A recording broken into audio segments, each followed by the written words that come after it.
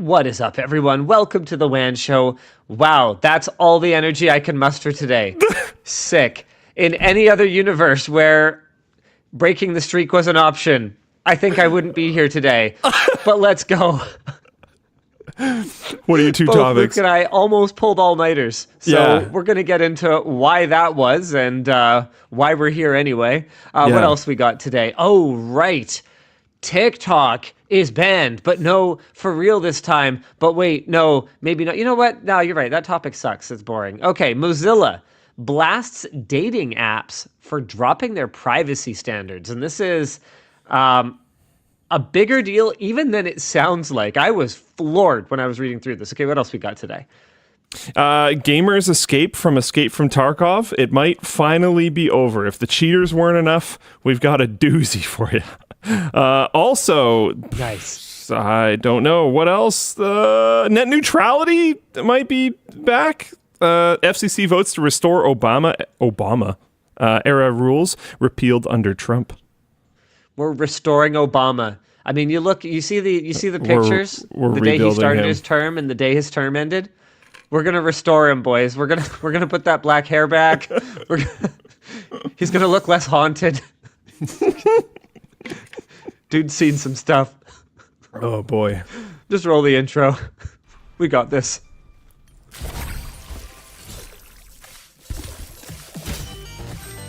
Wait, what? Pretty sick, huh? This is awesome.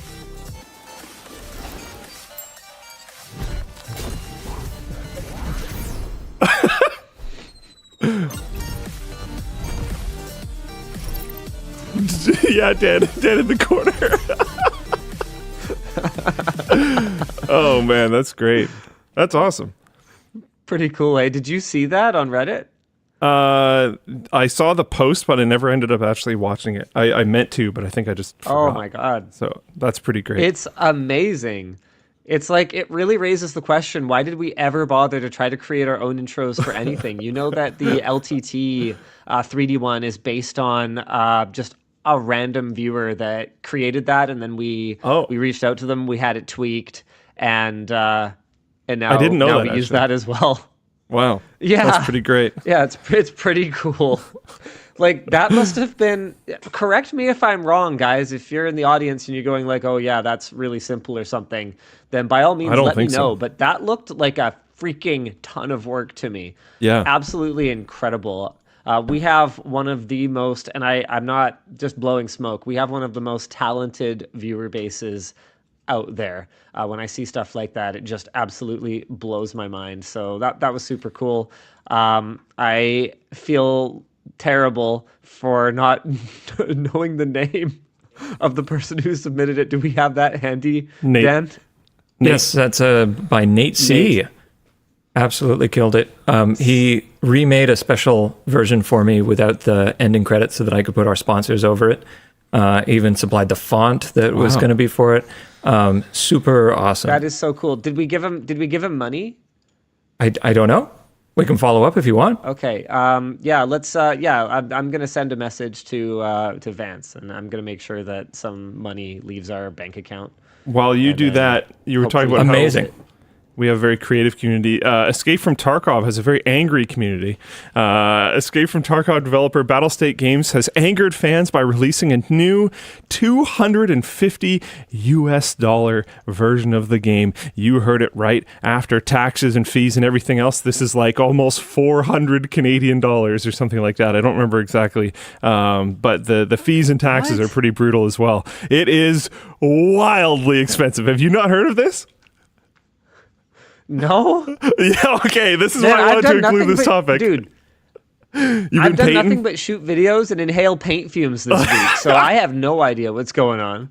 Yeah, $250 version of the game. The pricey new Unheard edition includes access to an offline PvE co-op mode, which supports all of the quests and everything else that the main game does, all able to be done in PvE co-op. That's actually pretty cool. Like, I would probably enjoy that version of the game more, because the reality of it is, I love the concept, but I'm not sweaty enough to play Tarkov. Yeah, hold on though. that existing at all is not why people are mad. Yeah. We'll get there in a second. Right. Because people love the idea that that's a thing. Yeah, totally. People have been begging for this for, I don't know, it's the whole time the game has existed. So, yeah, totally, no problem. As long as they're not plastic bagging, those are banned, then everything's good. Sorry, my brain's a little stupid today. Okay. This PvE co-op mode will have persistent progress, so when the game wipes, it won't reset every time. Cool. Yeah. So those things are good, right? So you can almost have it's like Baldur's Gate or whatever. Like you could have like a campaign that you're playing with your friends. Yeah. And it's a co-op mode. So if you can't play all the time, I'd play the heck out of that. Yeah, exactly. Me too. Yeah. I would. There's because like every time I touch Tarkov, it's wiped. Like it's not the kind of thing that I can commit to playing every day or every other day. I genuinely think every time we have played, you've had a fresh character. So it is what it is. Yeah. Cool. Yeah, I think it's fantastic. There's unsanctioned. They don't like it. This is, I don't know where the legality lies on this, but there's like this thing called SPT Tarkov, where it's single player Tarkov, and there is an unofficial co-op mode thing. But those are all Battlestate Games fights against those and doesn't like those. Those are they think they're bad. So this is like an official one. The game's official Twitter account has confirmed that this mode is exclusive to the $250 pre-taxes, pre-fees Unheard edition. This is a big deal. Okay, really big deal. Hold on, I have a big question here. Yeah. How did they know that I hadn't heard about it? I just hit my face against the mic. That made me facepalm so hard. This is a big deal since the there you go. This is a big deal since the $150 Edge of Darkness edition, which is no longer available for purchase, promised buyers free access to all subsequent DLCs. And there is actually on the subreddit, there's a screenshot of a tweet. Are they arguing this is? They're arguing that it's a feature, not a DLC. Well, what the heck is a DLC? Yeah. What is the difference? There's a tweet. Go for it. Can we get together and define what exactly DLC means? Because as far as I can tell, it's a catch-all term. It's content okay, well, tell me this. Do you download this or do they mail it to you? It would be so funny if they mailed this to everyone to like try to get around it. That would be hilarious. I mean, that would explain the cost. Yeah, I still don't think so. There's been what they're a bunch mailing of you, Luke. I mean, have you ever tried to mail a box of weasels? Like, we don't know what they're mailing. Oh man. No sleep, Linus is a heck of a thing. What was I going to say? There's been quotes from them before about saying how like EoD or Edge of Darkness is supposed to be the highest tier they're ever going to release. There's a screenshot of a tweet that says you don't need to buy anything at any stage if you have EoD. You don't even have to pay for DLCs in the future. You're all in for all of it coming. It's and this would also tie in with the fact that EoD or Edge of Darkness with this all DLCs thing has existed, I think, since 2017 or 2016 even. Yeah. I'm not sure, but it's been at least 2017. And the only thing DLCable that has been available to them has been a very recent release of something called Tarkov Arena, which... Oh, no way. I would argue the vast majority... Of future... Yeah, and then they never delivered content. And then, they delivered partially, and then decided that they're altering the deal. Pray they don't alter it further. I mean, is the Tarkov audience this Stockholm syndromed that this is their game? I don't think so honestly, anymore. Like that's the way that I see it. Every time I play Tarkov, dude, I'm like, look, if I wasn't living and breathing the meta of this game, there is absolutely no way. Like I couldn't possibly hope. And some games aren't like that. Some games you can drop in 6 months later and fundamentally kind of know what you're doing. You know, you jump into Team Fortress 2, it's like, oh, there's new hats. whatever. I'm probably going to get beamed by a, flying squirrel or something. Yeah. But Tarkov, it really does feel like if you're not on top of it, you just have no idea. So presumably then, this is the game that a lot of these people play. And this is going to sound crazy. This is going to upset some people. But $250 over a span of, let's say it's a year. Let's say it's a year that they... This is going to upset some people. They actually, that they actually have this be the top tier or whatever. That's $20 a month. Compared to what some people out there who play one game are spending on their cosmetics, are spending on their microtransactions, it's not even that crazy. Now, 1 second, I would never pay it. Absolutely not. Yeah, and theoretically, but what I'm trying to say is, dude, people are going to pay it. Yes, and some people already have. Some streamers already have, which was a little disappointing to see. Battlestate's going to learn nothing. I think they're going to learn something, actually. Their player base is extremely on fire right now. The subreddit is on fire. People are trying to spin up lawsuits because, again, there was a version that said you get all DLC. They've been quoted saying that you don't have to pay anything again because you own all the things. And then now they release something that is incredibly more expensive than it was before. And there's continued issues. We're not even through the main body of this topic. There's a lot to talk about here. You mentioned there being no other games. I gotta jump in for a second though. Yeah. Because timestamp guy Noki is coming in correcting me on Team Fortress 2. Says, you often use TF2 as an example, but they haven't added any new weapons since Jungle Inferno 2017. Metas pop up every now and then, but nearly everything has been static ever since. Okay, well, let me tell you something, Noki. I play Team Fortress 2 once every approximately 3 years. So, yeah. So, sorry. Yes, you're probably right. My big moment for TF2 was when they started adding all the rando weapons, and I was just like, oh, okay, now I have to pay attention to this game a lot. You're right.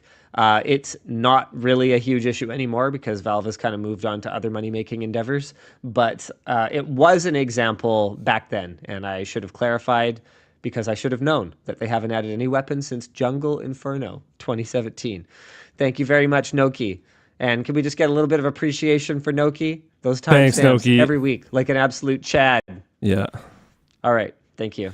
Floatplane customer support Joe in Floatplane chat said offline co-op progression servers are slammed with 20 to 30 minute queue times. People are buying it. So I'm sad. This is that is the most... If EoD buyers, so people who bought the Edge of Darkness edition that said they got all the free DLC and they never need to pay for anything again, if those people upgraded their accounts, that's the most... I feel like this is an outdated term, but that's the most beta thing ever.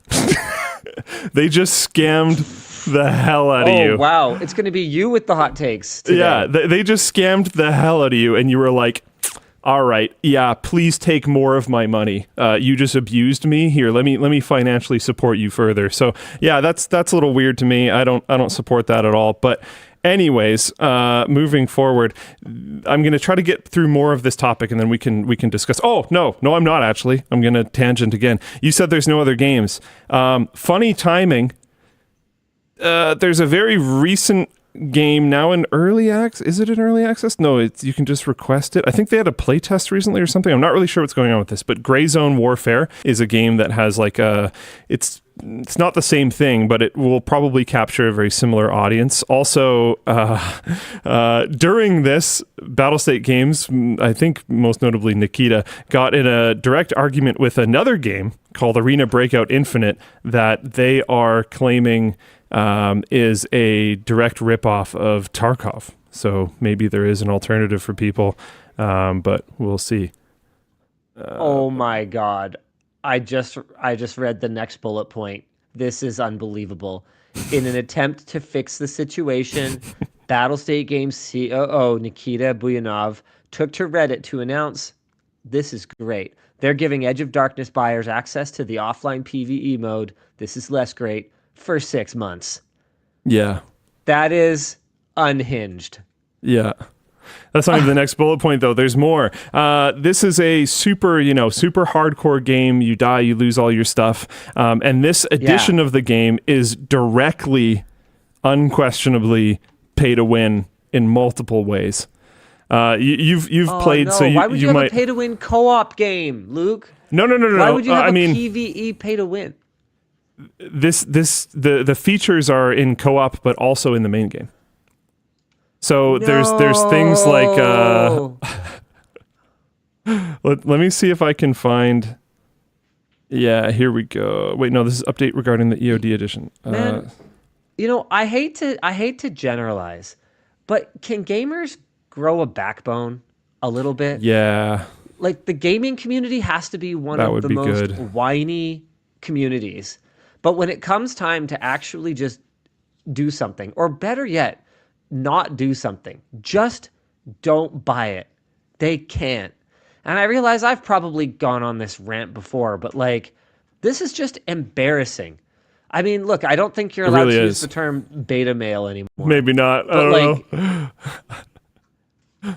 It's for real. It's just like you're getting abused, Daddy, and then giving them more money. Yeah, it's like I don't. Maybe there's a more correct current term. I don't know what it is. But yeah, let me read through some of the features of this edition. Fine. I'm not even going to read through all of them because one of them's like digital copy preload, which is like, who cares? So access to that PvEmode, that's cool. I wish there was other ways to buy it so you didn't have to spend an amount of money that most people don't even have to spend on video games at all, let alone one of them. Increased stash size, so that's like mostly No way. You get a bigger stash? So hold on. It's so much worse. It's so much worse. Oh, no. Expanded PMC pockets. So while you're playing, you have a limited amount of inventory space. The game works in it has a very complicated and important economy. And being able to take more things out of the raid will make it so that in future raids, you're going to be better geared because you have a better financial situation. And having increased pocket sizes. It has like a cumulative effect. Yeah, so before... Or like, whatever. It'll have a snowball effect because if you can take so much more stuff out, you can carry out more stuff to sell. And then you can buy more cooler stuff, which means you can kill people even more easily and betterer and raid their stuff and take even more of it. This is ridiculous. And it makes it so that if you're trying to do a run where you're trying to be very economic, you can actually bring less stuff in because not only do you have more pocket slots, before you had 4 1x1 pocket slots. Now you have 2 1x1 pocket slots and 2 2x1 pocket slots. So you have tall I'm beginning things to think that you can put like full-size magazines in. I'm beginning to think there isn't... I don't think that there is a scandal big enough to make gamers wake up. Like, literally, this version of the game could be called Give Me Your Money Bitch Edition internally. Yeah, that could be the internal code name. That could leak, and gamers would do it anyway. Yeah. Yeah. So in addition to the pockets and the stash size, you also have an increased reputation standing with one of the characters in the game called Fence, so that you can sell more stuff on the flea market, which is like player-to-player selling, and you have more slots on the flea market, so you can put more things on the flea market, which is directly going to mean that you're going to be able to make more money faster, which is a huge portion of the game. You get a unique in-game melee weapon, which people found was just an asset from the Unity asset store, directly taken. They didn't do any form of modification to it. It's just literally straight up an asset from the asset store. I don't remember if it was like a free asset or like a $6 asset or something, but they just the joke. You're the asset. Yeah, pretty much. Increased mail retention time. So like if you buy insurance, if you buy like insurance in the game or something like that. Like, look, most people don't play Tarkov.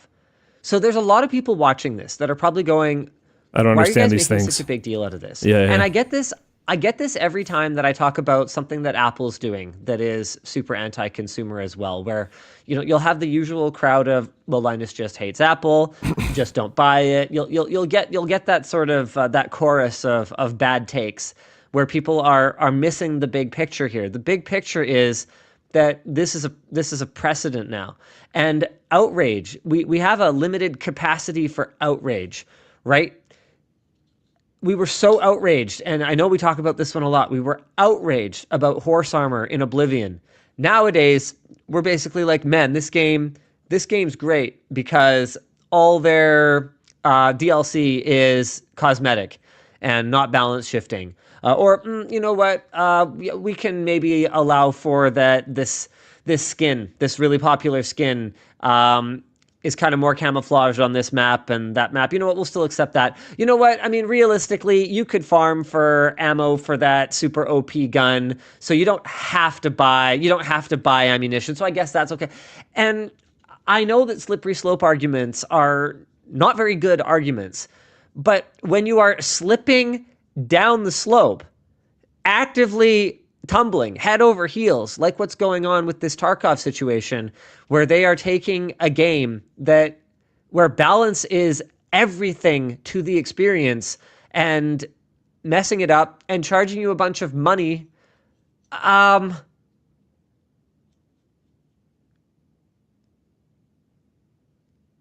My connection didn't actually die there. My brain is slow today because I didn't sleep last night and I ran out of steam.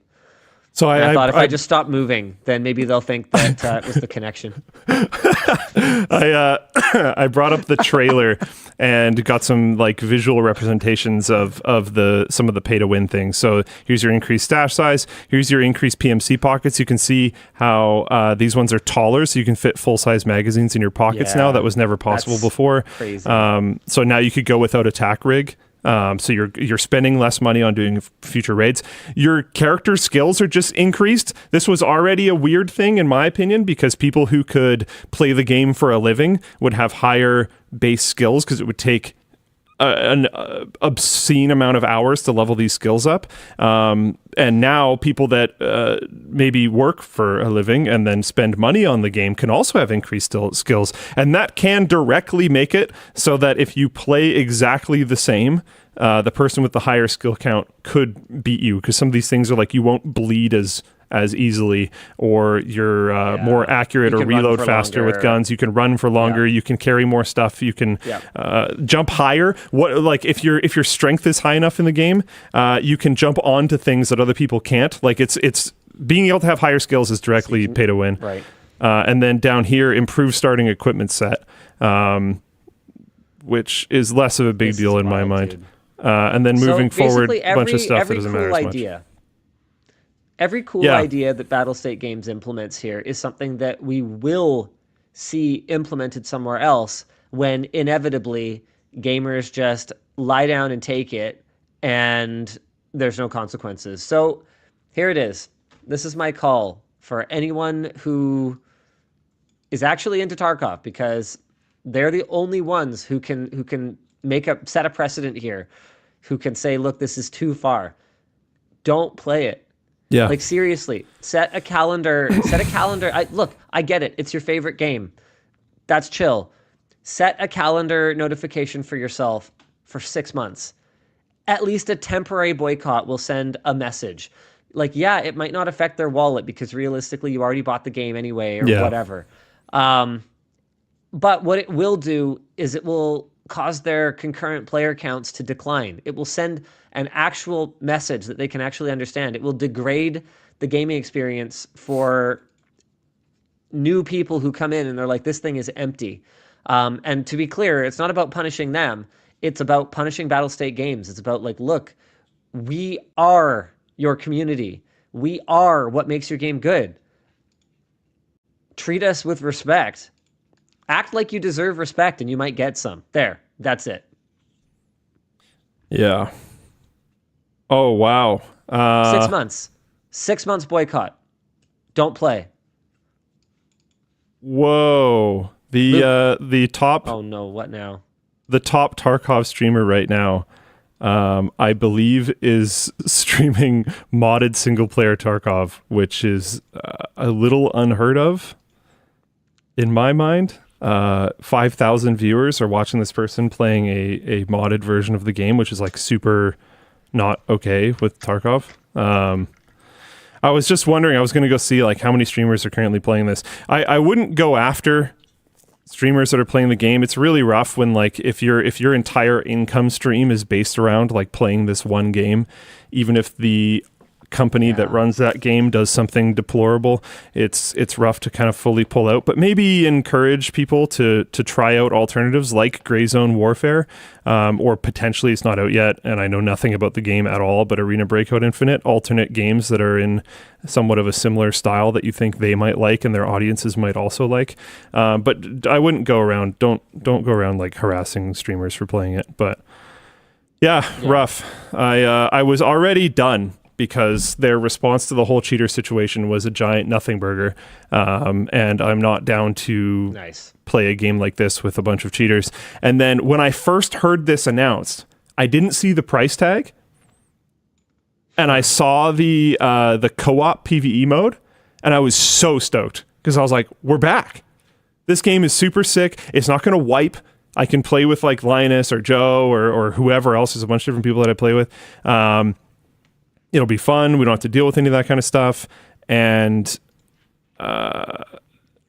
then I was like, no, I don't want anyone to buy this. So I guess that's never happening. There's other weird stuff too. Like there's an item that you can get. I think this might only be if you have the Unheard edition or something. I'm not certain. Where scavs, the scavengers, basically the AI characters in the game, won't shoot you if you are 60 meters or more away.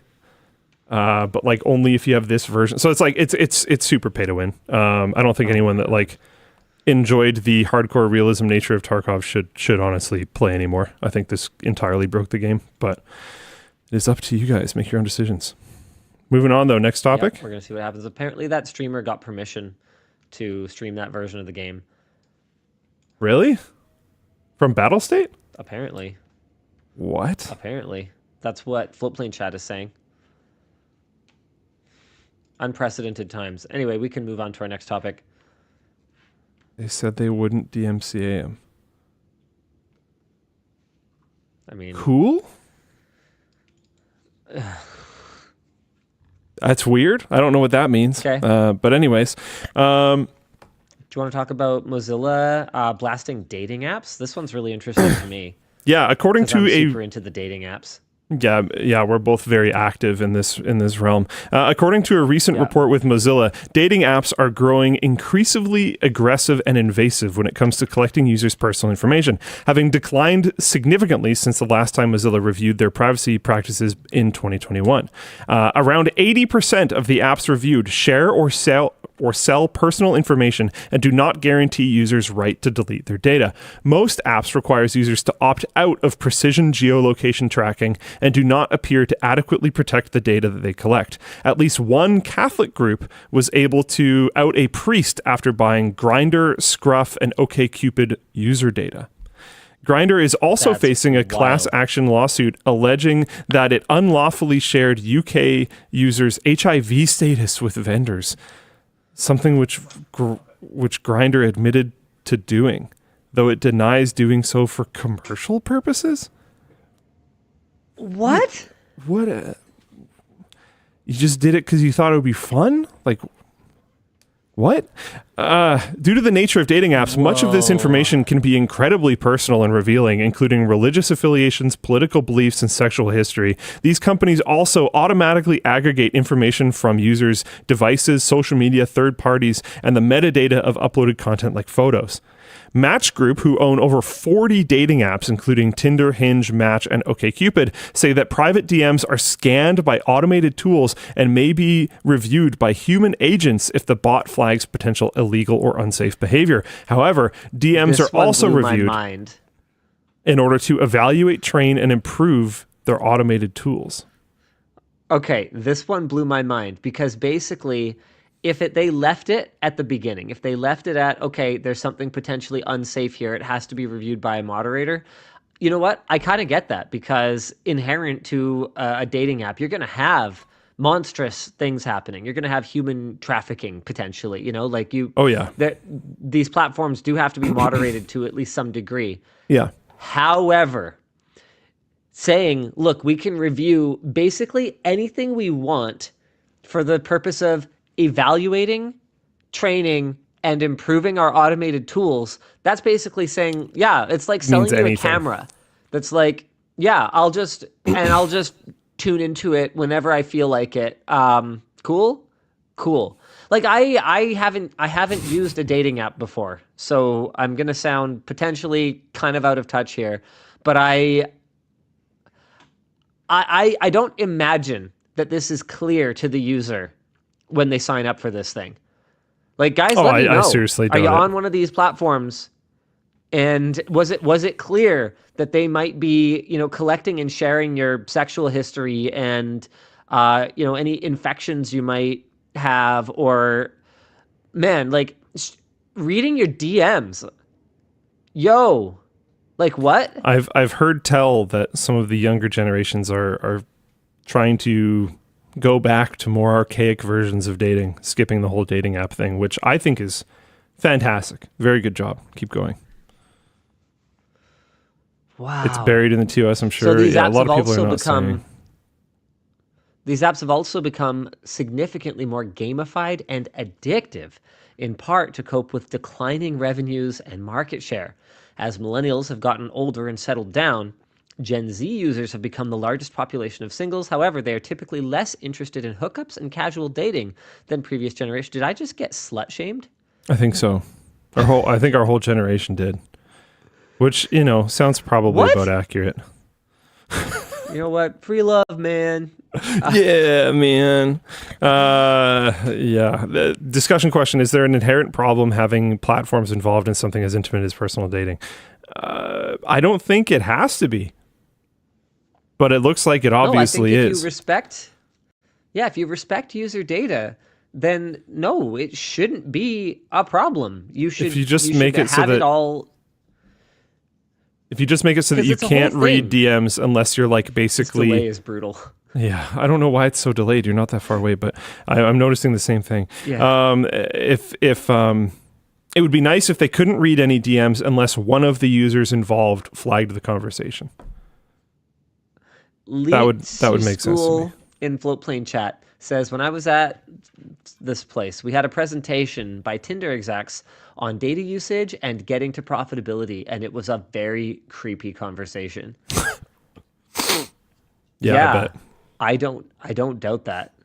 I don't doubt that at all. But like this really does seem like the kind of thing that could be done. And it's just people, power corrupts, absolute power corrupts absolutely, or whatever, right? Like, because people who enter personal information in a dating app compared to a political survey or compared to a workplace profile survey or something like that, assuming that they have an earnest desire to find a partner. I was reading about how people will answer questions much more honestly and transparently, because by hiding it, the only person they're hurting is themselves. And so all they had to do was say, okay, and our service is to pair you up with someone, and you pay us for that, and we don't have to have growth forever. We don't have to have limitless growth. At risk of sounding like an anti-capitalist, man, the enshittification of everything just does seem inevitable when you have this mindset of needing growth forever. Yeah. I understand it to a much greater degree now, but especially when I was younger, I would come across a news article that's like, big company X has missed their estimated earnings that per share that analysts were expecting from them by 2 cents per share, and their stock price tumbled 10%. In other news, they made $10 billion this quarter. And I would listen to that. I'd be like, sorry, what? So they make hundreds of millions, or they make $1 billion or billions of dollars in this time period, but they didn't do like as good or as we expected, and that we were gambling on, that we had kind of priced into their Gambletron share price. So what? They need to do a bunch of stock buybacks? Who announced like huge stock buybacks just now. I forget who it was, but their share price went. I think it was Google. Don't on this until I find it. Google surges after buying back billions of dollars of its own stock a day ago. $70 billion. So do you know why a company buys back stock? There's two potential reasons. One is they're expecting it to go up a lot. And so that could be, good value to own more of their company if they're super confident they're going to do awesome. But do you know the real reason they do it? I've had so that their share price goes up. Which is and which the is personal good for... and the personal investments that the executives have in that company and that the shareholders have in that company go up. It's just to enrich them personally. And, when you look at a company like Google over the last year or so, what were the big bumps to their stock? Laying off a bunch of employees and using that money to buy back a bunch of stock. I was talking about this on the pre-show, but I was watching the John Oliver bit on BOINC. Really fascinating. You can basically trace back their decline into crappiness to the moment that they started spending their money on stock buybacks instead of on making a good product.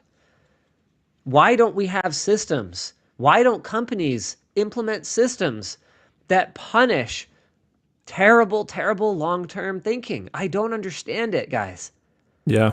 I always had this theory that maybe not stock buybacks to the tune of $70 billion, but I always had this theory that smaller size stock buybacks were based around a lot of companies do stock as compensation. So I was like, how do you just keep doing that forever? So you probably have to buy some of your own stock, and then it makes this cyclical thing where you're increasing the value of your stock by buying your stock and then giving stock to your employees, which increases how much they want to potentially stay or try hard or whatever. If that even works, who knows? A little more complicated than that. You can issue more stock without necessarily buying the stock. Does that dilute the value of the stock that you currently have, though? Because you added more... I don't. This is company, I genuinely don't know. Yeah.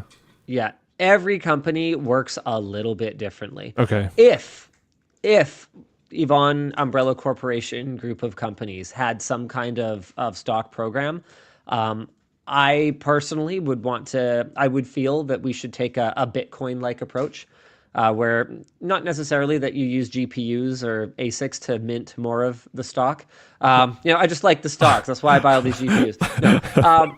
So not from that point of view, but from the point of view that they are finite. And in order to issue incentives, for example, we would have to actually, be profitable. We'd have to actually own what we give someone. I don't know how that would work. And maybe I'm just, naive, but from my point of view, it's always been frustrating to me that if I have something that's worth a value, that someone can just decide, oh yeah, no, actually it's less than that. Yeah. Oh well. This is not financial advice, guys. Not financial advice. I'll be the first to admit that when it comes to stocks, when it comes to real world, big league finance stuff, I don't get it, and I think part of it is almost just a rejection of it. I actually not sure if I care to get it. I don't have to play the game, so maybe I just won't. Maybe I'll take my ball and go home. I know that's the majority of it for me. I hate it. It just feels so. Yeah, I'm just not. I'm not going to get into all the reasons why. We'll get to a new topic. EV company blows whistle on potential corruption. This is one that hits genuinely close to actual home. The government of British Columbia, Canada, is investigating allegations of potential conflicts of interest in how provincial low-carbon innovation grants are administered. This follows an allegation from CEO Chase Barber of Edison Motors, who claims that MNP, a gigantic accounting firm involved in administering grants, reached out to his company after declining their first application. Reached out his company after declining their first application. Okay. According throw to the doc together a little quickly today, folks. Yeah, it's genuinely not their fault. Yeah. I'm just trying to piece it together.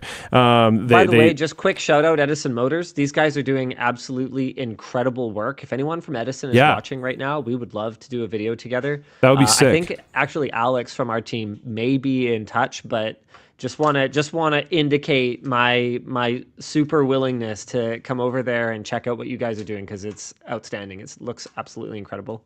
That would be awesome. According to Barber, rolling back just because it's been a little bit, the CEO of Edison Motors, MNP offered Edison Motors a service to help them apply for future grants, which included a success fee of 20% of the grant's value. Ew. Should the application succeed? It's unclear from publicly available information whether these grants included the ones that MNP was helping administer. I'm going to pause. There's more of this topic, but I've heard of this a lot before with government grants where they're effectively impossible to get unless you partner with a company who takes a significant portion of the money, which means that your government tax credits, which are supposed to power innovation and business growth within your country, are being diluted by middlemen. That is the only way to actually get them. The business of being a worthless middleman is a business. They're growing that business. We should find a way to delete all of them. Anyways, I'm going to move on.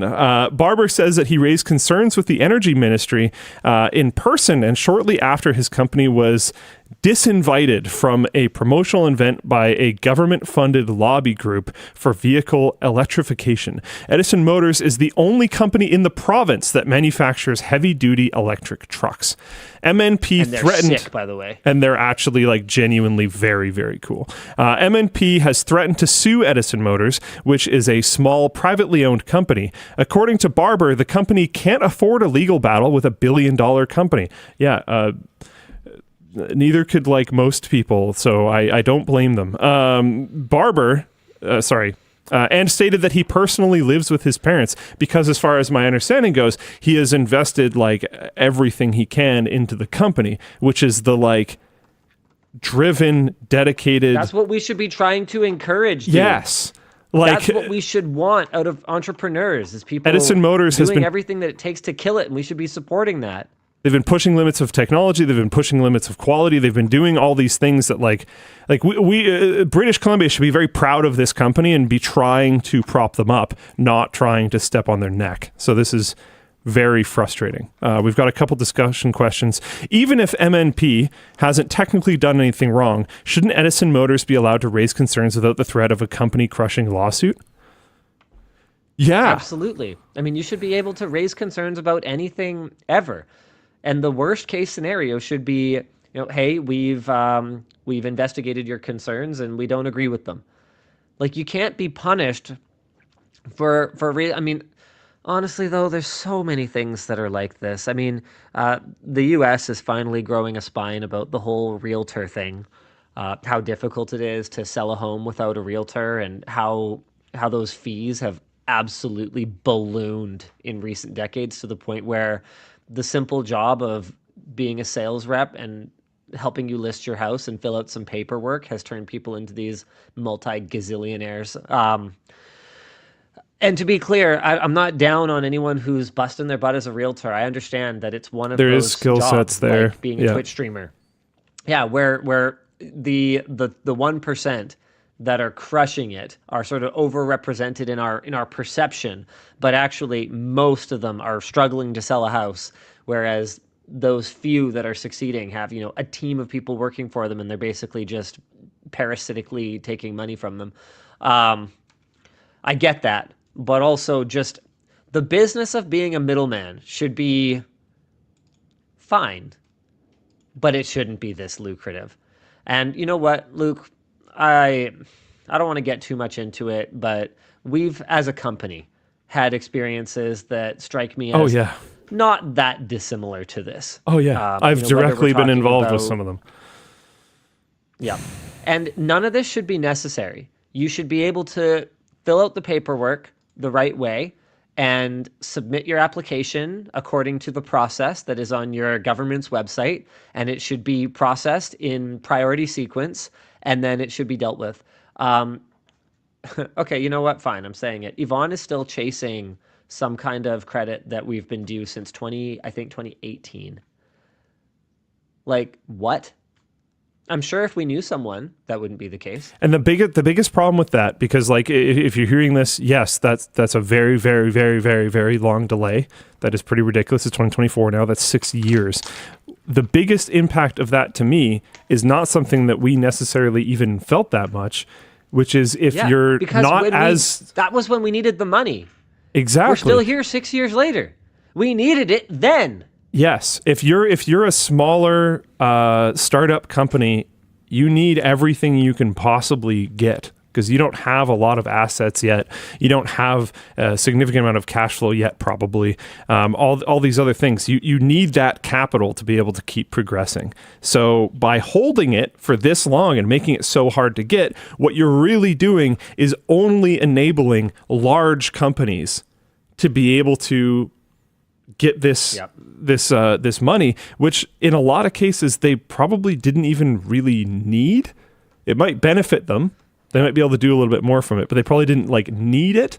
And the companies that really needed it, it could have made or break their whole company, and then they'd be fine after that, are generally unable to get it.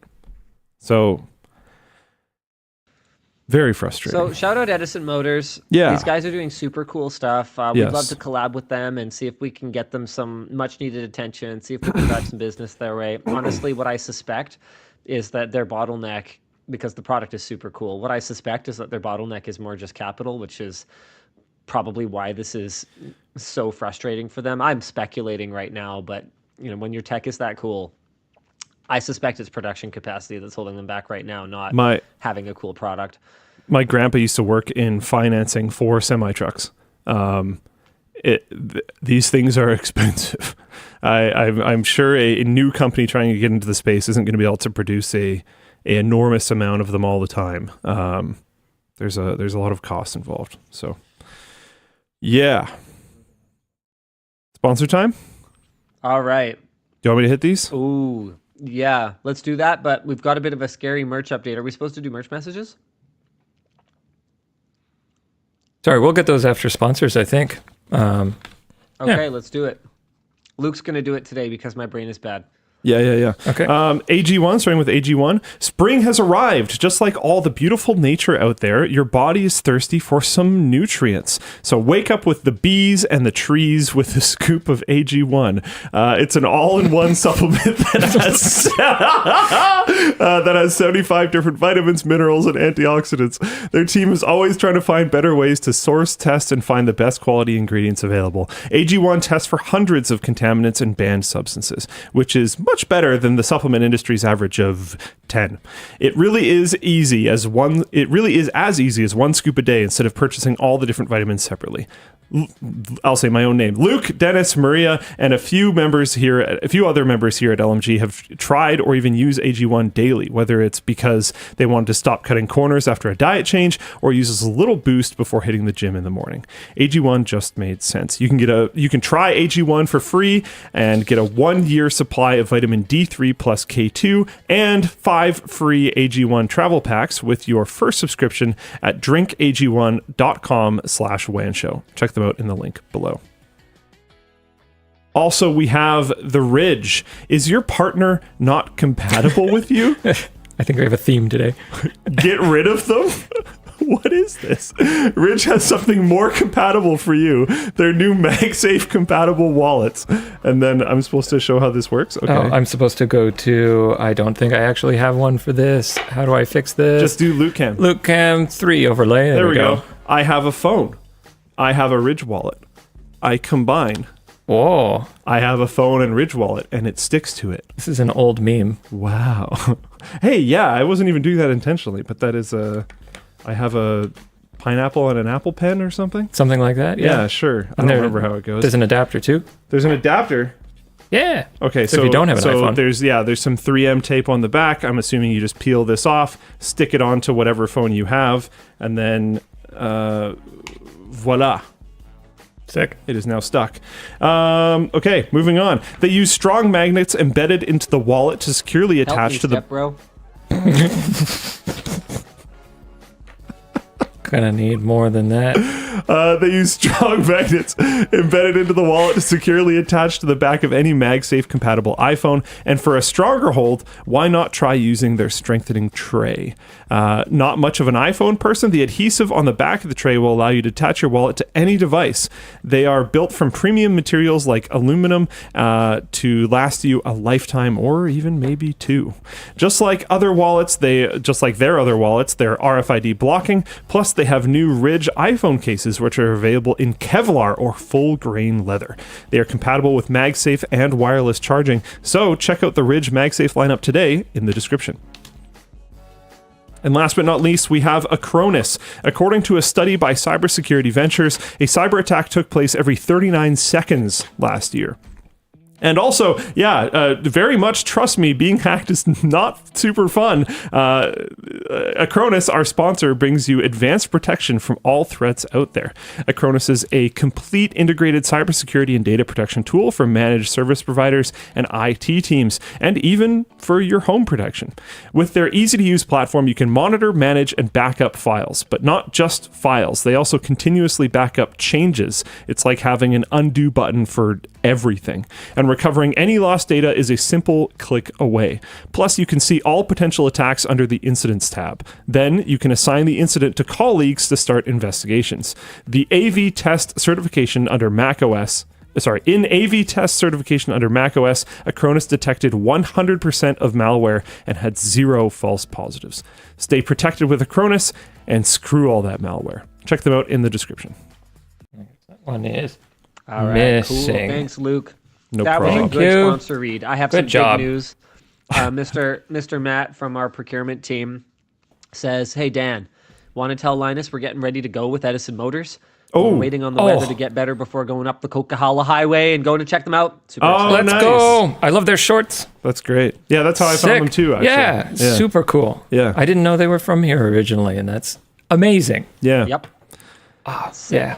I ended up deep diving them a little bit what's after next, I found boys? one of their shorts and then figured out they were from here, which is pretty cool. I think we need to do some announcements.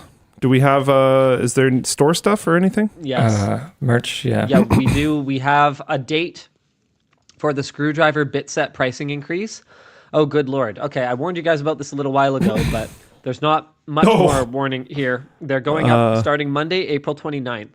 So if you want to get some screwdriver bit sets, they're going from $6.99, which apparently is not profitable, so cool, to $9.99, which apparently is better. Thank you, CEO Taryn. So make sure you get those at $6.99 while you can. They're going to be going up on Monday, April the 29th. We also have restocks of some of our graphic tees, including the Neon hard drive, sensor, and retro GPU. I have no way of screen sharing with you guys, so you might just have to kind of imagine what those look like. But if you want to send a merch message, those might be some things you want to pick up. I need a nap before I go to this party tonight, though, so I don't know if we're going to get to every merch message, but yeah, we'll definitely try and do a few. Luke Week. What is Luke Week? Luke Week, yeah, we're doing something special on Floatplane next week, and it's all about me, I guess. We will have a few me-centric videos, including the iconic chicken recipe. No. If we're gonna have Luke Week, we need Linus Week.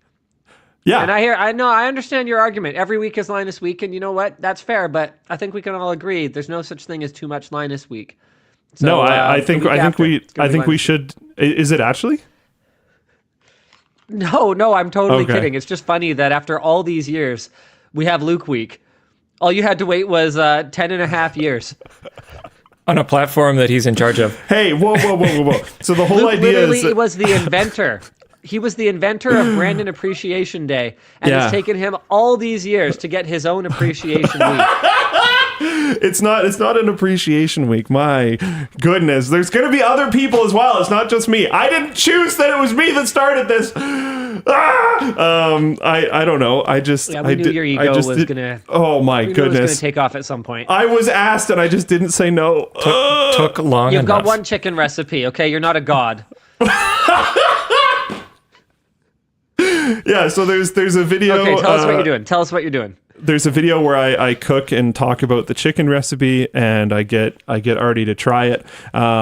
There's my thoughts on the gaming industry and a video of meeting my birds. So there's 3 videos coming. So your hall pass is Artie? Yeah. So the whole that got a little weird. Don't worry about it. Because the chicken recipe, it has a 100% success rate. So I thought about this, and I think for it to be a success or a failure, there has to be a goal applied. So there was no goal applied with Artie, so I think we're fine. I see. Okay. Yeah, I think we're good. Okay, and then I guess we have a teaser. Here's a teaser of what to expect next week.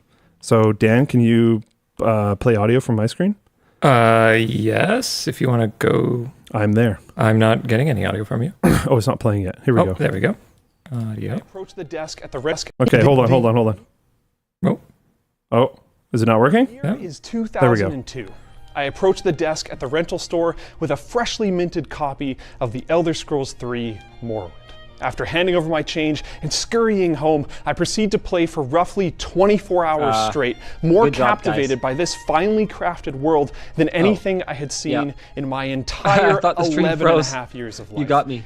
Even boobs. Yeah, wait. It's just audio? Okay. No. The year We're is starting 2002. over. All right. I approached the desk at the rental store with a freshly minted copy of the Elder Scrolls 3 Morrowind.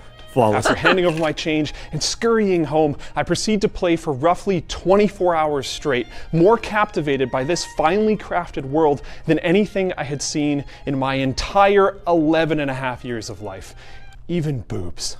I woke my dad up the next morning by professing my love of this game and begging him to buy a real copy of it to replace my rental version. To my surprise, he agreed. My dad and I would take turns playing on a shared save file where one of us would read through the player's guide and direct the other who would control the character. These are some of my favorite gaming memories ever. We used that player's guide so much it barely holds together at this point. The cover has been missing for decades. I was driven to get into software development because I wanted to work for Bethesda, for Todd Howard. I wanted to make things like Morrowind, this piece of art that means so much to me. To say this is my favorite game ever would be an understatement. Fast forward 21 years to Starfield's release, and I tried with every fiber of my being to find that diamond in the rough, but it just wasn't there. Okay, I thought that was going to be a shorter clip, but essentially, wow, that was really long. Wow, Luke week is apparently takes an entire week. Yeah, apparently, yeah. So that's like a. It also changes significantly from there, but I end up talking about how so Starfield sucked, but I'm not going to go through all the details as to why. Because it just that's been done to death already. So here's my thoughts on how the gaming industry is going, why it's going that way, different companies, yada yada yada. Yeah, hopefully it's interesting. The people that have seen it so far liked it. Like previous themed weeks, we will be doing some LTT store giveaways that you can sign up for on Floatplane. So if you want to see that content and get some potentially free stuff, be sure to sign up.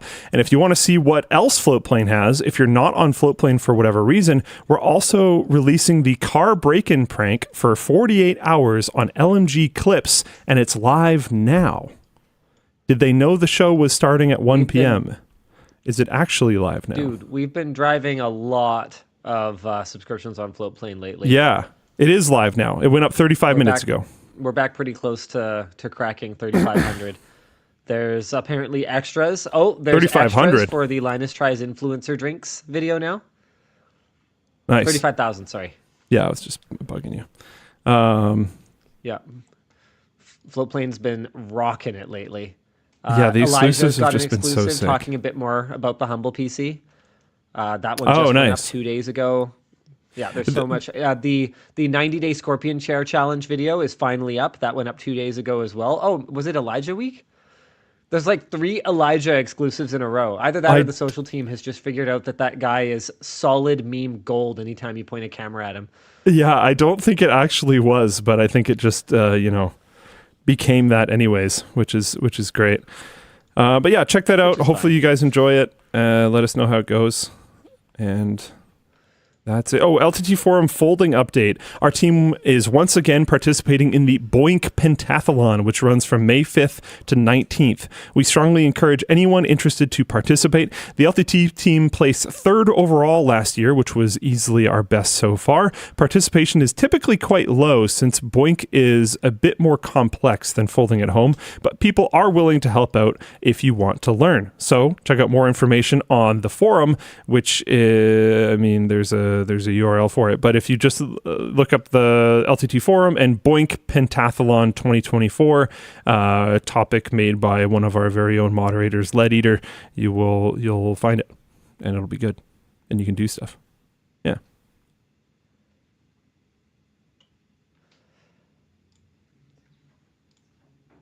We can do merch messages. All right. What's our next topic? Yeah, merch messages. Merch messages. Hello, LDL. Have you heard about MRAM, and what do you think it will do for PC and security due to its ability to retain the data when powered off?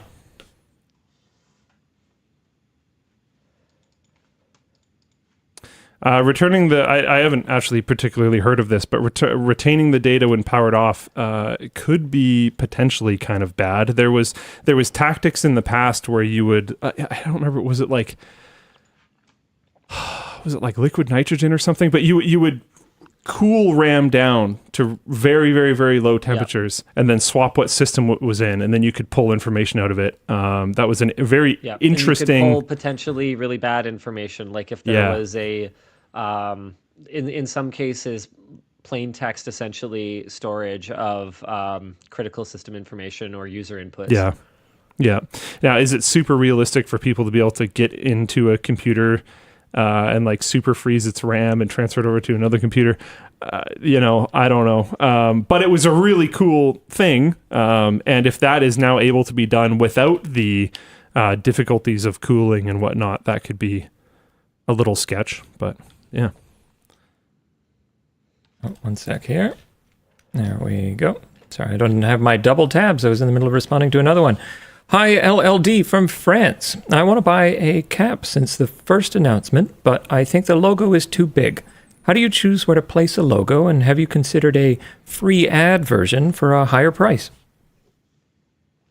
Ad-free version? We have pretty subtle logos on a lot of our stuff. I think they just mean branding free.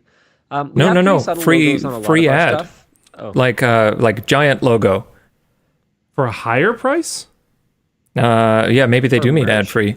Yeah. I think they mean ad-free. Yeah. Pretty sure they mean ad-free. Yeah, okay, sorry. Yeah, I think they mean sponsorship stuff free. Or like branding free. I don't know. I think, honestly, we generally strike a pretty good balance. Like, even on the hat, yeah, the logo is pretty big, but it's black. It's black on black. It doesn't stand out a ton. And that's kind of a thing, right? Is wearing a brand on your baseball cap. I think the start of that product was actually people not really buying the dad hats, and a lot of the feedback that we got being that they weren't obviously LTT enough.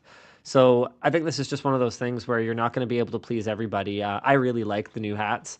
It's possible that if they sell really well, we will explore that fit in different styles. But for now, we're really focused on the regular LTT hat and the LTT Hat Pro.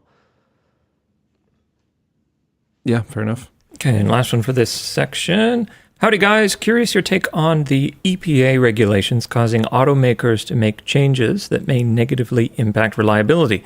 Examples being Toyota's new direction with turbocharged engines. Man, regulation is one of those things. You can't live really with tough. it. You can't live without it. Yeah. I don't know the right answers here.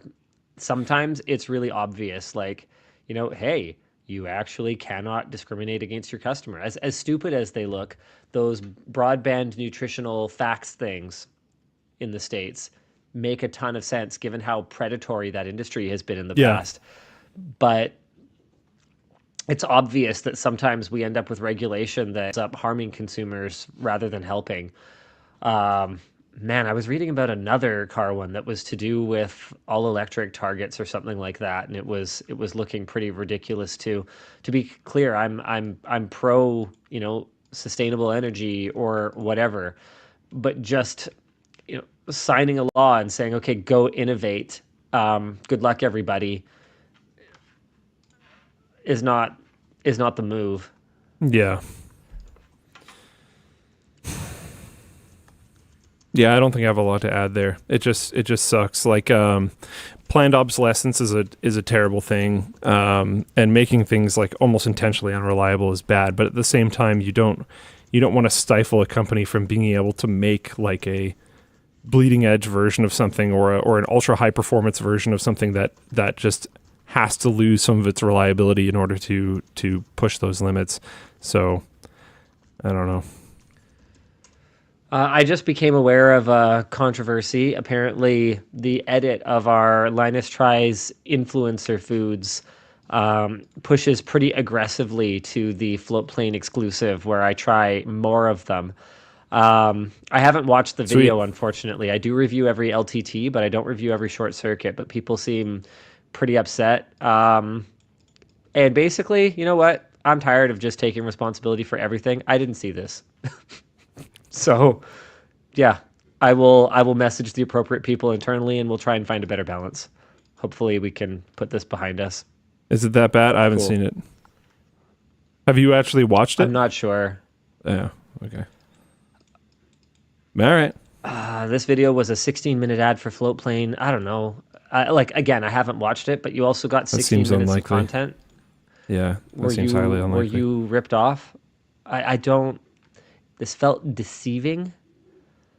All right. Well, yeah. I'll take this to the people internally who made this call, and we'll try and get this sorted out. But the thing is, we're not a big company, but we are a big enough company that, believe it or not everyone knows absolutely everything that's going on all the time, and sometimes we're going to make a judgment call that's not going to be right. I think it's pretty clear that the community has spoken, and they're saying this is not right. So we'll do what we can. We'll get this fixed. Okay. Thanks, guys.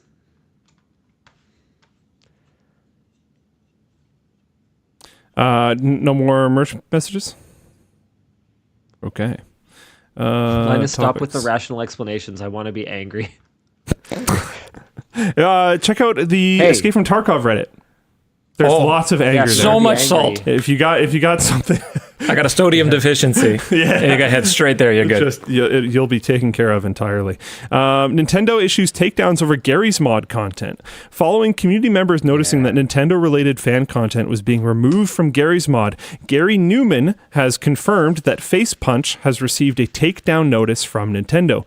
Quote, "If you want to help us by deleting your Nintendo-related uploads and never uploading again, that would help us a lot." Tell us how you really feel, Gary. Yeah. There are almost 20 years worth of uploads for Gary's Mod Workshop, including 5,500 items if you just search for the word Mario. Wow. There were rumors that the notice was fake, potentially caused by false copyright trolls, but according to Gary, Facepunch has confirmed the veracity of the notice with Nintendo. And then there's a screenshot of a tweet saying, I have been, or an X or whatever the heck, I don't know. I have been assured that the takedowns have been verified by Nintendo as legit, so this will now continue as planned. Sorry. And then I don't even know the emojis that he included. It's like a basketball Is that a banana net, or an arm, or like a foot or something. There's a garbage can. There's and a mushroom. So those ones are like, all right, sounds good. Garbage can, mushroom, and then I don't know what the yellow thing is. Anyways, to be clear, Nintendo is well within their rights here. This is their intellectual property. In this case, the likeness, of Mario is absolutely something that's within their rights. It's sort of baffling to me that a gaming company managed to go 20 years without noticing Gary's mod. Maybe that's part of what makes Nintendo different. So that they don't look at other games. They don't have, no one who works there has a gaming computer. I don't know. It seems to be working for them. It's working for them pretty good. And I can definitely see how this is really frustrating for people that are like, yeah, we kind of just thought this was okay. It had been 20 years. I Our discussion question is, should there be some kind of statute of limitations when it comes to brands not protecting their IP? I believe there actually are, but I don't think that would be covered in this case. And it would all come down to the law of the various lands that are involved. I think Gary is taking an extremely mature approach, and the outraged gamers who are frustrated with Nintendo's action, by all means, be frustrated with Nintendo. They are kind of jerkwads sometimes, but this is within their rights, and Gary is right to comply with them. Yeah. All right. Speaking of things that have to do with right, no, it doesn't actually. But anyways, net neutrality is back. FCC votes to restore Obama-era rules repealed under Trump. FTC voted 3-2 to restore rules that prevent internet providers from favoring some sites and apps over others, reserving high speeds for those willing to pay more for them, or otherwise interfering with what consumers do online. Ahead of the vote, FCC Chairwoman Jessica Rosenworcel, hopefully I said that right, stated, "In our post-pandemic world, we know that broadband is a necessity, not a luxury." Opponents claim it will chill innovation and investment in the broadband industry. Supporters argue that without such regulations, broadband providers are incentivized to charge customers more to use internet fast lanes.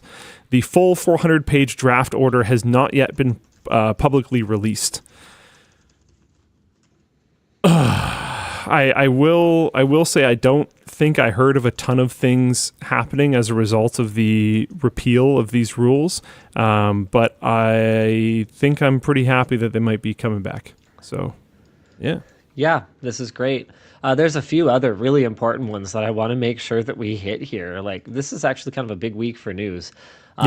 TikTok, we talked about this at the beginning. The U.S. Congress has passed a law giving TikTok's parent company ByteDance until January of next year to sell the app, or it will be blocked from U.S. app stores and internet service providers.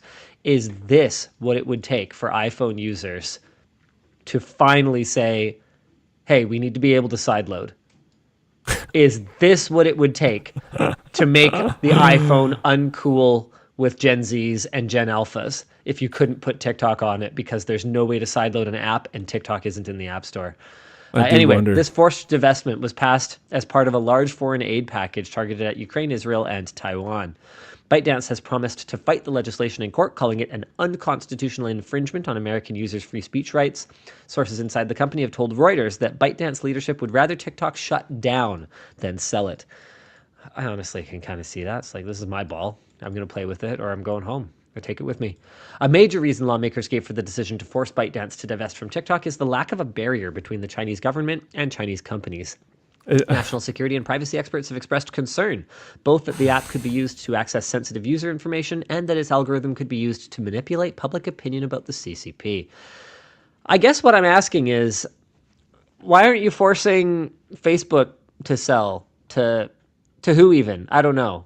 Or Twitter to sell to who even? I don't know. Like, if basically your concern in a nutshell is that there's an entity controlling this app that you can't control and that could tune its algorithm for its own purposes, I don't know, man. Like, I'm not exactly pro-China. That entity is specifically another country. Because I see where you're going, and I do think you're entirely right. But I think they're like, ooh, this is what is it? Foreign national interference or whatever. I don't remember the term for it, but I think it's something that they're fighting against. Who do you want to see buy it is our discussion question. I really, can I say the brackets? Can I say the brackets? Sure. In brackets, it says, don't say Elon. I mean, if you hate TikTok, maybe you would like to see Mr. I was going to say, I kind of want it to be Elon.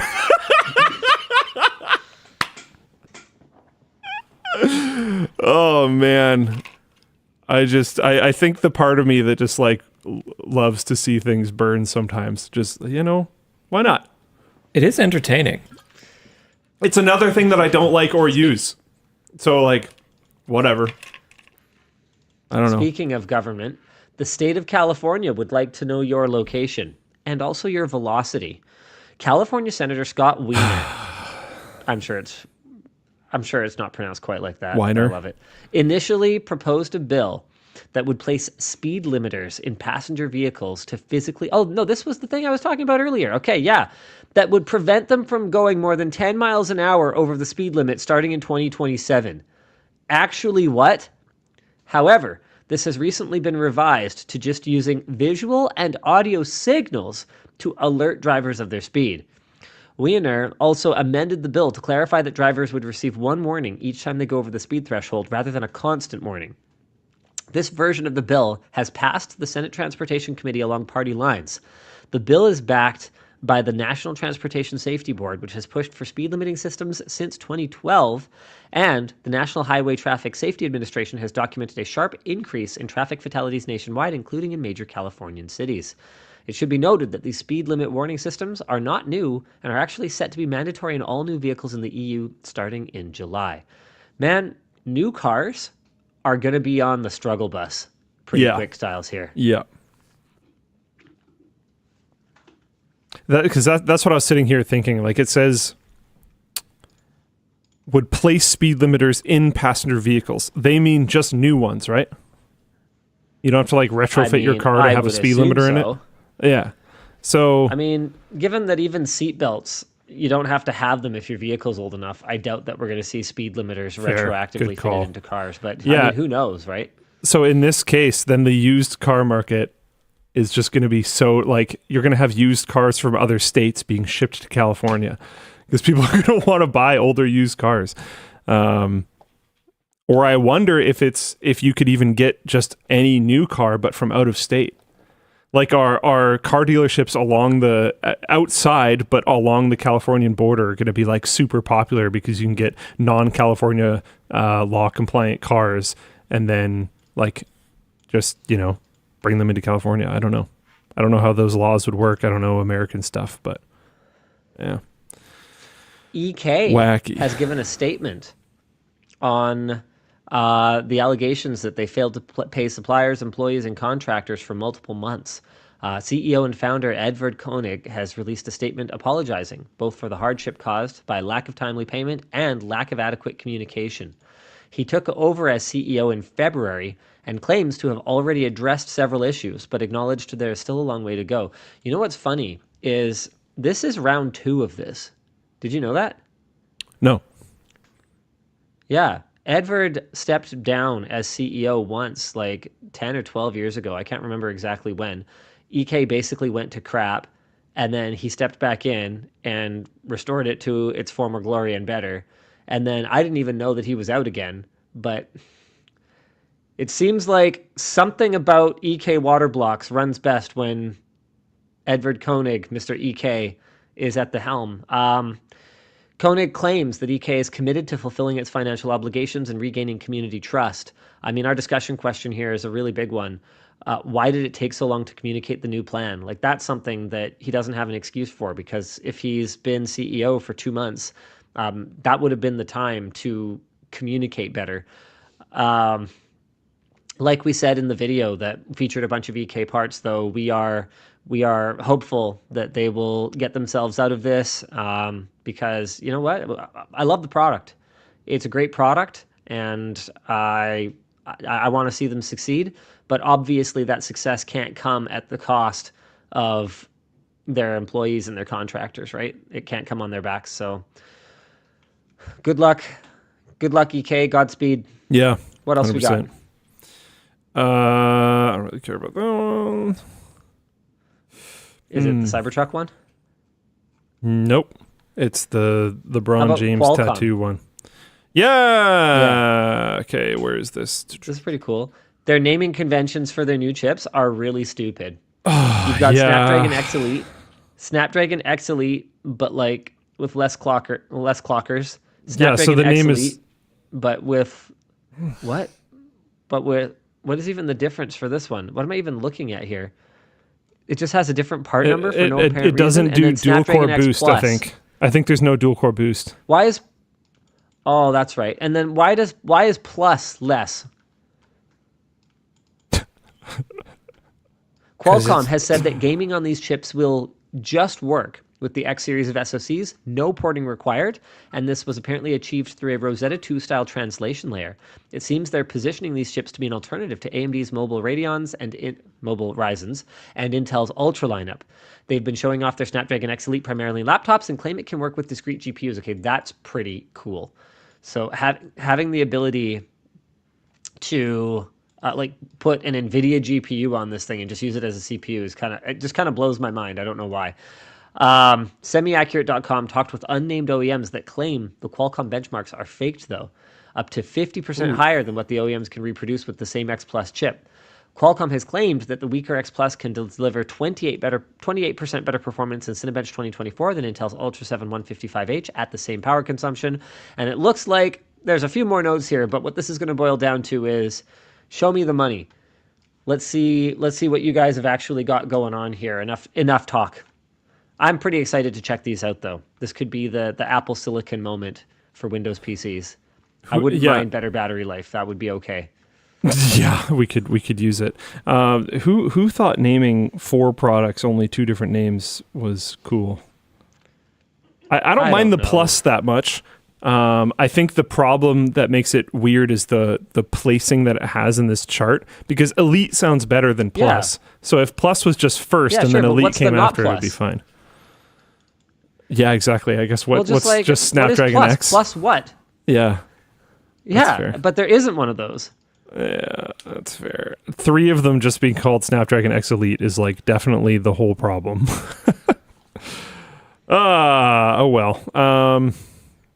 Okay, anything else? Cybertruck thing, the high school principal thing.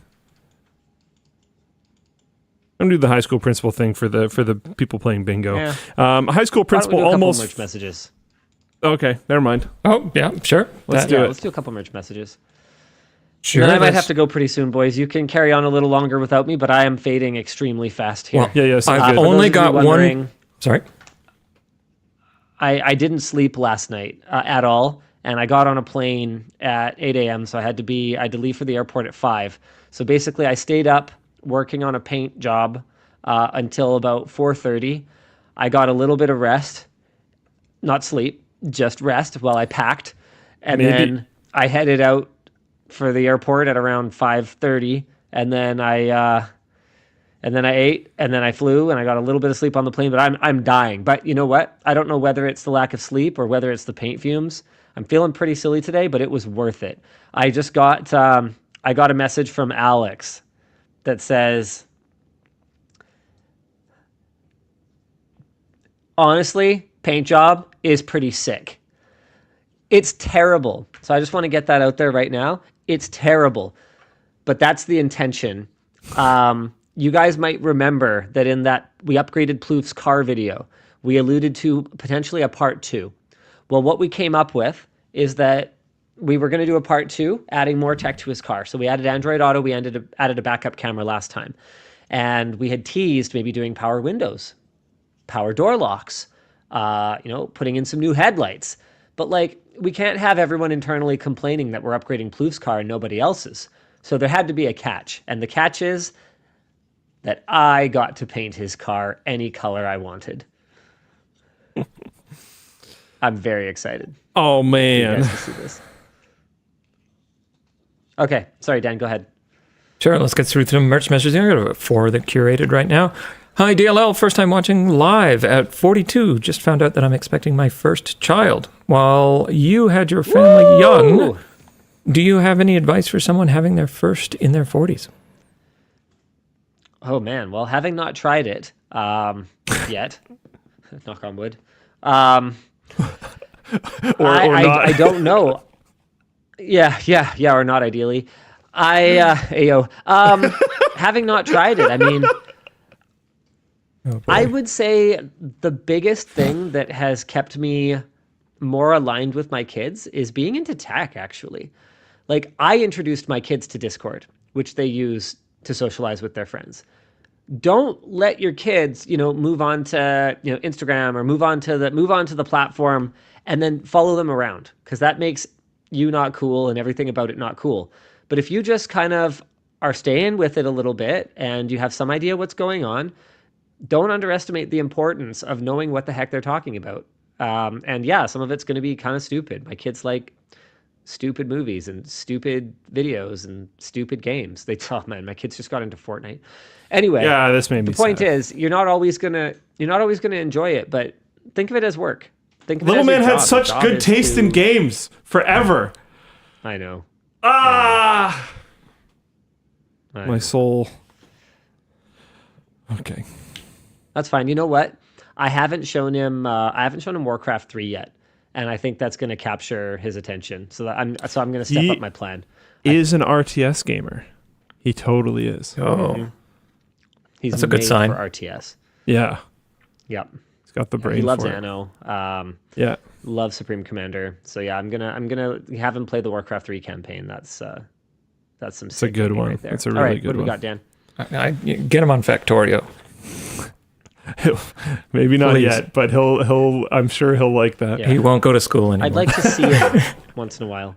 Yeah. Yeah. Yeah. Bit of an issue. He's probably have a better sleep strategy than you. Sorry. Hi, DLL. How have you managed to keep a good level of structure and tidiness in your test or lab places with a growing team, working for a company that struggles establishing good practices while growing? I think we struggle with that too. Same. Yeah. But yeah. Hi, Hi, DL. You're going to continue. Sorry. Yeah. Do we? No. Hi, DLL. I started a You job know as what? the. Sorry. Okay, hold think on. every company does. We deserve a little bit more credit than that. We started by having a pretty big space for them, so they were able to spread things out a little bit.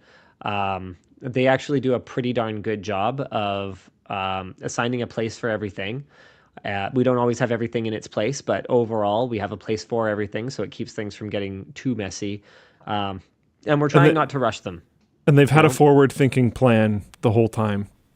Yeah. There was Yeah. like have a essentially models of good where team. they were going to put things from like the very beginning. Yeah. Yeah. Okay, go ahead, Dan. Righto, one moment. Hi, DLL. I started a job as the IT guy for a company. Not much before was documented. I want to document all the processes, but would doing that make me replaceable? How can I make myself indispensable? Have good ideas like documenting all your processes and execute it and totally kick butt at it, and then have a new good idea and then do that. And then all of a sudden, not only will you not be replaceable, you'll be indispensable. There, I had to point this way. Cannot There we go. be, the importance of initiative and making the company work better, regardless of whether it's directly on your quarterly KPIs. The importance can't be overstated. Yeah, and like if people are really paying attention and you're just not documenting things as an IT person, you will be very suddenly extremely replaceable. Yeah. So, And as somebody who was irreplaceable for about 7 years, you want to be replaceable. I took 4 days off in those 7 years. yeah, that too. I need to take a Friday off but when I'm here. Hold on. We gotta take the context here. The context was they are making themselves replaceable by making their job function really, really, really smooth. So Yeah. it was a very different thing that I was talking about. Constant innovation is not the same thing as being the only guy who knows how to do it, and so you just get called in the middle of the night by the owner or whatever. Yes, exactly. And he did technically end it with, or whoever this was, technically end it with, how can I make myself indispensable? So I think Linus's answer was like pretty good. Yeah. You want to be indispensable, and yeah, exactly. Yeah. Evening LLD caught a merch message in a March WAN about screen time for kids and thought Linus put out a lot of good info. Curious, Linus, what is the standard bedtime in your house for the kids? Oh man, you gotta understand. I got 3 kids. We were all over that stuff. Like, bedtime routine. We brushed all the kids' teeth by hand ourselves, and like always did stories, and it was always at kind of the same time. These days, it's like, I don't know. Are you tired? I'm tired. Okay, kids, go to bed. You eventually kind of relax on that stuff. Generally speaking, one of my kids is a total night owl, my eldest daughter. So I can put her to bed in at 8:30, and she'll still be awake in her bed, just lying there staring at the ceiling at 10:30 anyway. So what's the point? I'll send her to bed if she's like cranky and obviously needs to sleep. But other than that, she kind of sleeps when she's tired. And then the youngest one, we try to get her in bed at 8:30, and screen time does end once bedtime starts. However, I mean, my problem as a kid was never screens when I was supposed to be sleeping. It was always books, and we do let our kids read in bed. So sometimes they're tired and they're hard to wake up in the morning. But honestly, if I can raise a house of readers, I consider a little bit of lost sleep to be acceptable collateral damage. Fair. Okay, last of the curated I've got for you here. With how bad the car industry is getting, what do you think of a reality involving an open source car? I know we both believe the vast majority will not own their own cars in the future. Don't those exist? Kit cars? Aren't there kit cars that are effectively open source? So much of making a car is not the car. So much of it is the infrastructure to produce the car. Like, look how many car companies there are that can make one car or a dozen cars.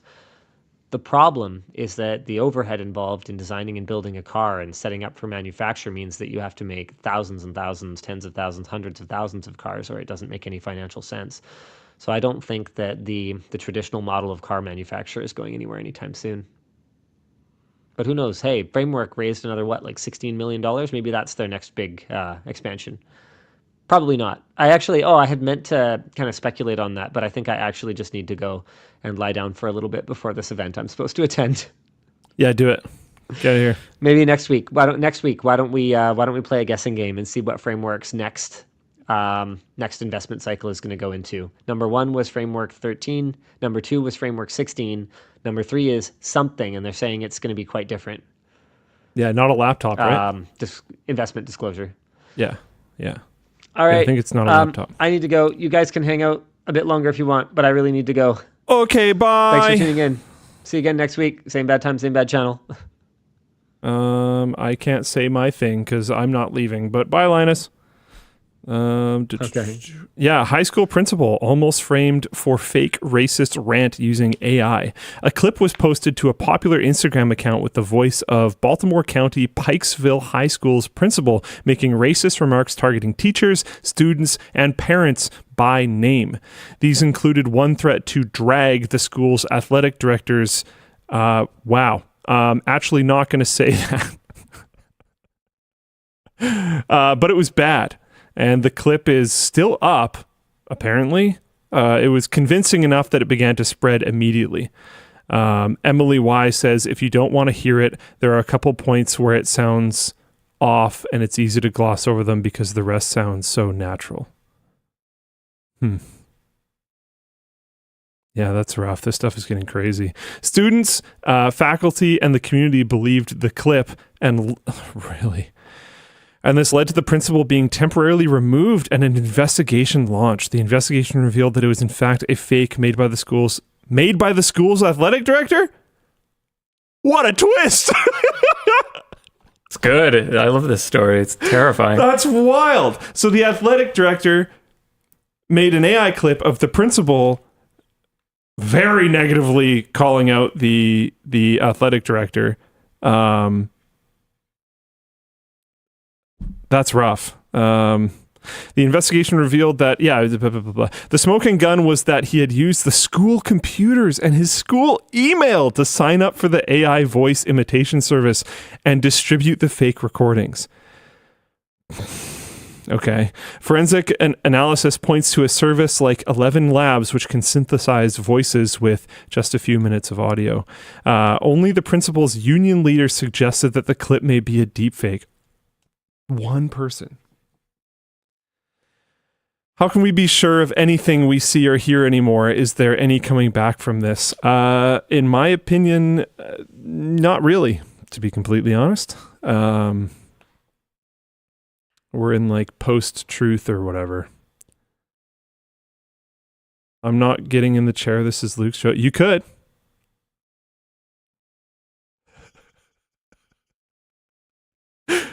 That was a of I don't want to. I don't care.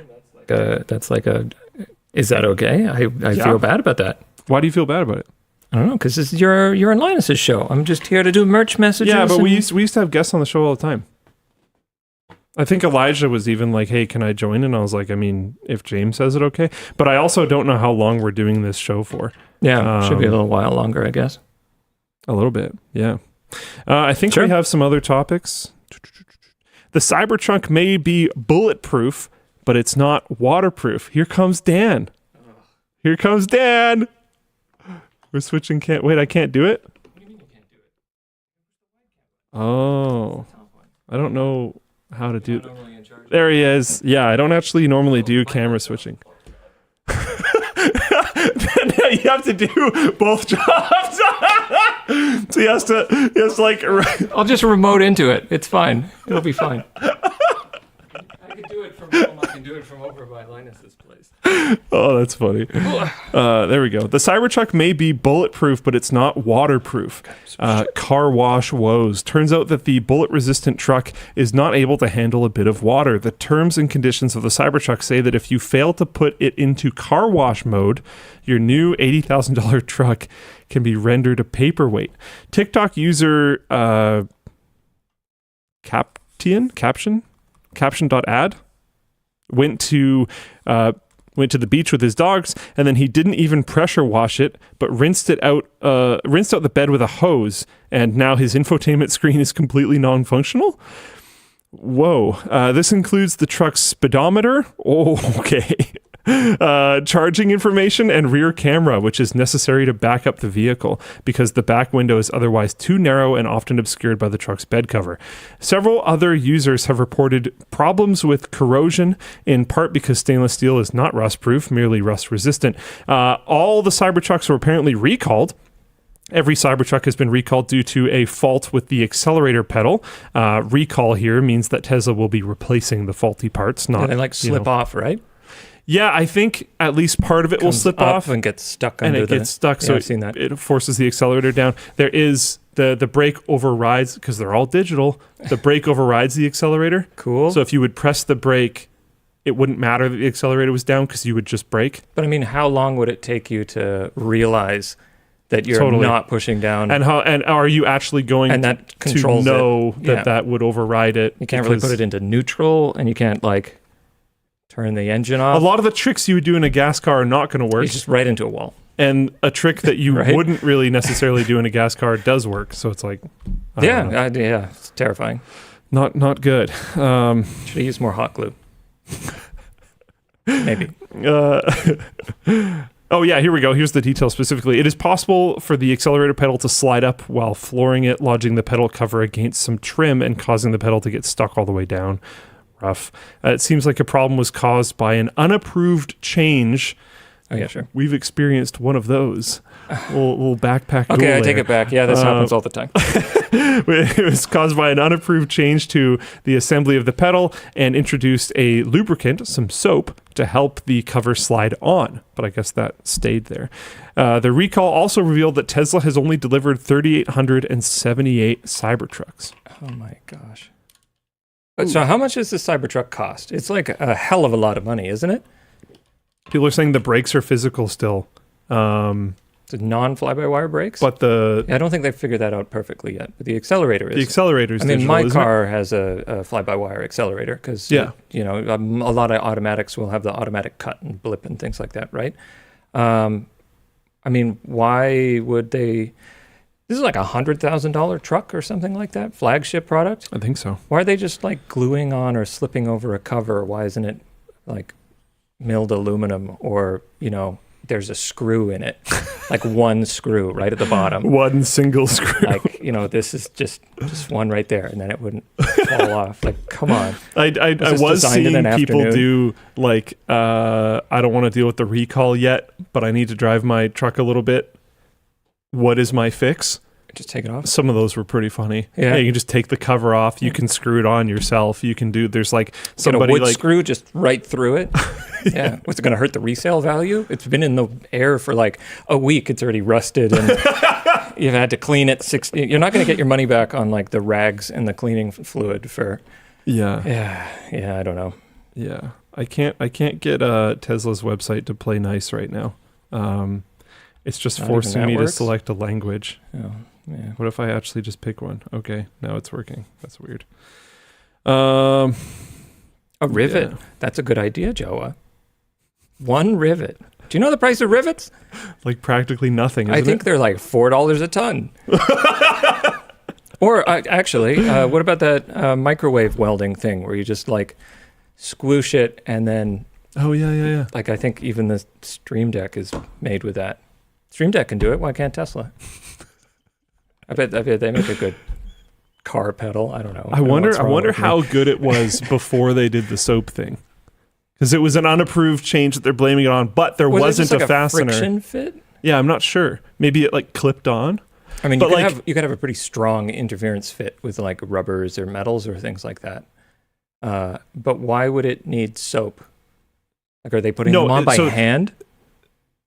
Yeah, I'm not sure what the manufacturing process was, but it was a lubricant to put it on. Yeah, you would normally. Well, why isn't that lubricant glue? Glue and slippy. A little bit of super glue. Nice smooth stuff. It just, yeah. Bloody hell. Whatever. Obviously, they would buy it in higher quantities with bigger discounts, but a 50 pack of rivets from Home Depot is $9 Canadian. Stainless steel. I think so. Goes along with the build. You have to wash your pedal after every time you accelerate. Get down there. But careful, don't wash it with too much water because you might short out your whole truck. Put it in car wash mode first. I was promised utopia. I don't like current year. I don't think I have for a while. Just make good things. Don't make bad things. We had a discussion question. Did we even talk about it? What kind of process results in a truck that isn't even weatherproof? Yeah, I don't know, man. The ego? Is it ego? Is it? I'm happy with like what Tesla did by existing, which was like get more interest in EVs. Yeah. But like this ain't it. I mean, to me, on paper, stainless steel car, cool. DeLorean. Yeah. You clean it with gasoline. That's the best way to clean the DeLorean is gasoline. I didn't know that. Yeah, it cleans stainless steel really good. Which I think is hilarious because we don't do that anymore. And it's an electric car. And gas is like, what, $3-4 a gallon now? Nearly $3 a liter here. It's about £2 a liter in the America that is over on the other side of the pond. Like, I don't know. It's crazy. Apparently this is, I don't know if this doesn't seem like an actual official video. Oh yeah, white diesel. That makes sense. But here's their fix. I thought this was a do-it-yourself version of the fix because I've seen this video. I didn't think this was Tesla's fix. Yeah, I mean, just literally that. So I think this was, so when I saw the one that was claiming this was a DIY fix, people were saying, nah, it's official. Okay, I don't know. But this looks like just like a 3D printed block that ensures that you line it up properly. And then I think they're drilling a hole and then just riveting the hole, I think is the whole thing. We'll see here in a moment. So He's coming back. Wait for drilling a hole in it. Wait for it. Wait for it. There we go. There it is. Looks like a rivet to me. I'm not a fan of rivets. They're not serviceable. Yeah. Yeah, me too. You're going to have to drill that out. Right to repair. I mean, you could drill it out, though. Yeah. But Just I agree. put a Robertson in there. An open future is on the horizon. Get it? Because that's the name of the operating system. Meta is opening its Quest VR headset software, now called Horizon OS, to third-party devices. Meta has already included 3 official partners planning on creating Horizon OS-based headsets, including a gaming-focused device from Asus, a learning-focused device from Lenovo, and a limited edition Meta Quest in collaboration with Xbox. Meta apparently wants its OS to become the Android of virtual reality. A major benefit for users is the ability to bring profile information across devices and device manufacturers and cross-device compatible programs and games. Adam thinks a major downside for users is the ability for Meta to track even more of you. Which is, I'm sure, 100% of the reason why they want to do this. Yeah, that seems like the reason anybody does anything these days. Oh, we released this new pair of software. It's open and free. We get all the informations. Discussion question. Would a default platform shared between various headsets be a boon to VR? Do we trust Zuckerberg to be the man with the plan? What's in it for Mark? After the mediocre launch of the Vision Pro, is Meta feeling bullish or bearish on the VR market as a whole? What about you? A lot of questions, actually. That is a lot of questions. I'm a computer tethered guy. Yeah. My headset's a screen. One of the reasons I switched to the Index over I still call it the CV1 because I was a DK1 boy. Been there from the start. Yeah. Get in there for the dev stuff. Me too, yeah. Is because the Lighthouse system is a little bit more open to third-party trackers and like tracking and things like that than maybe a closed system or even inside out, right? But I mean, I would like to see the software at least being a little more open. I don't even see why the headsets couldn't just be like tethered headsets, but you would attach a computer module to the headset. So you kind of have like headset driving companies and then maybe also headset display companies.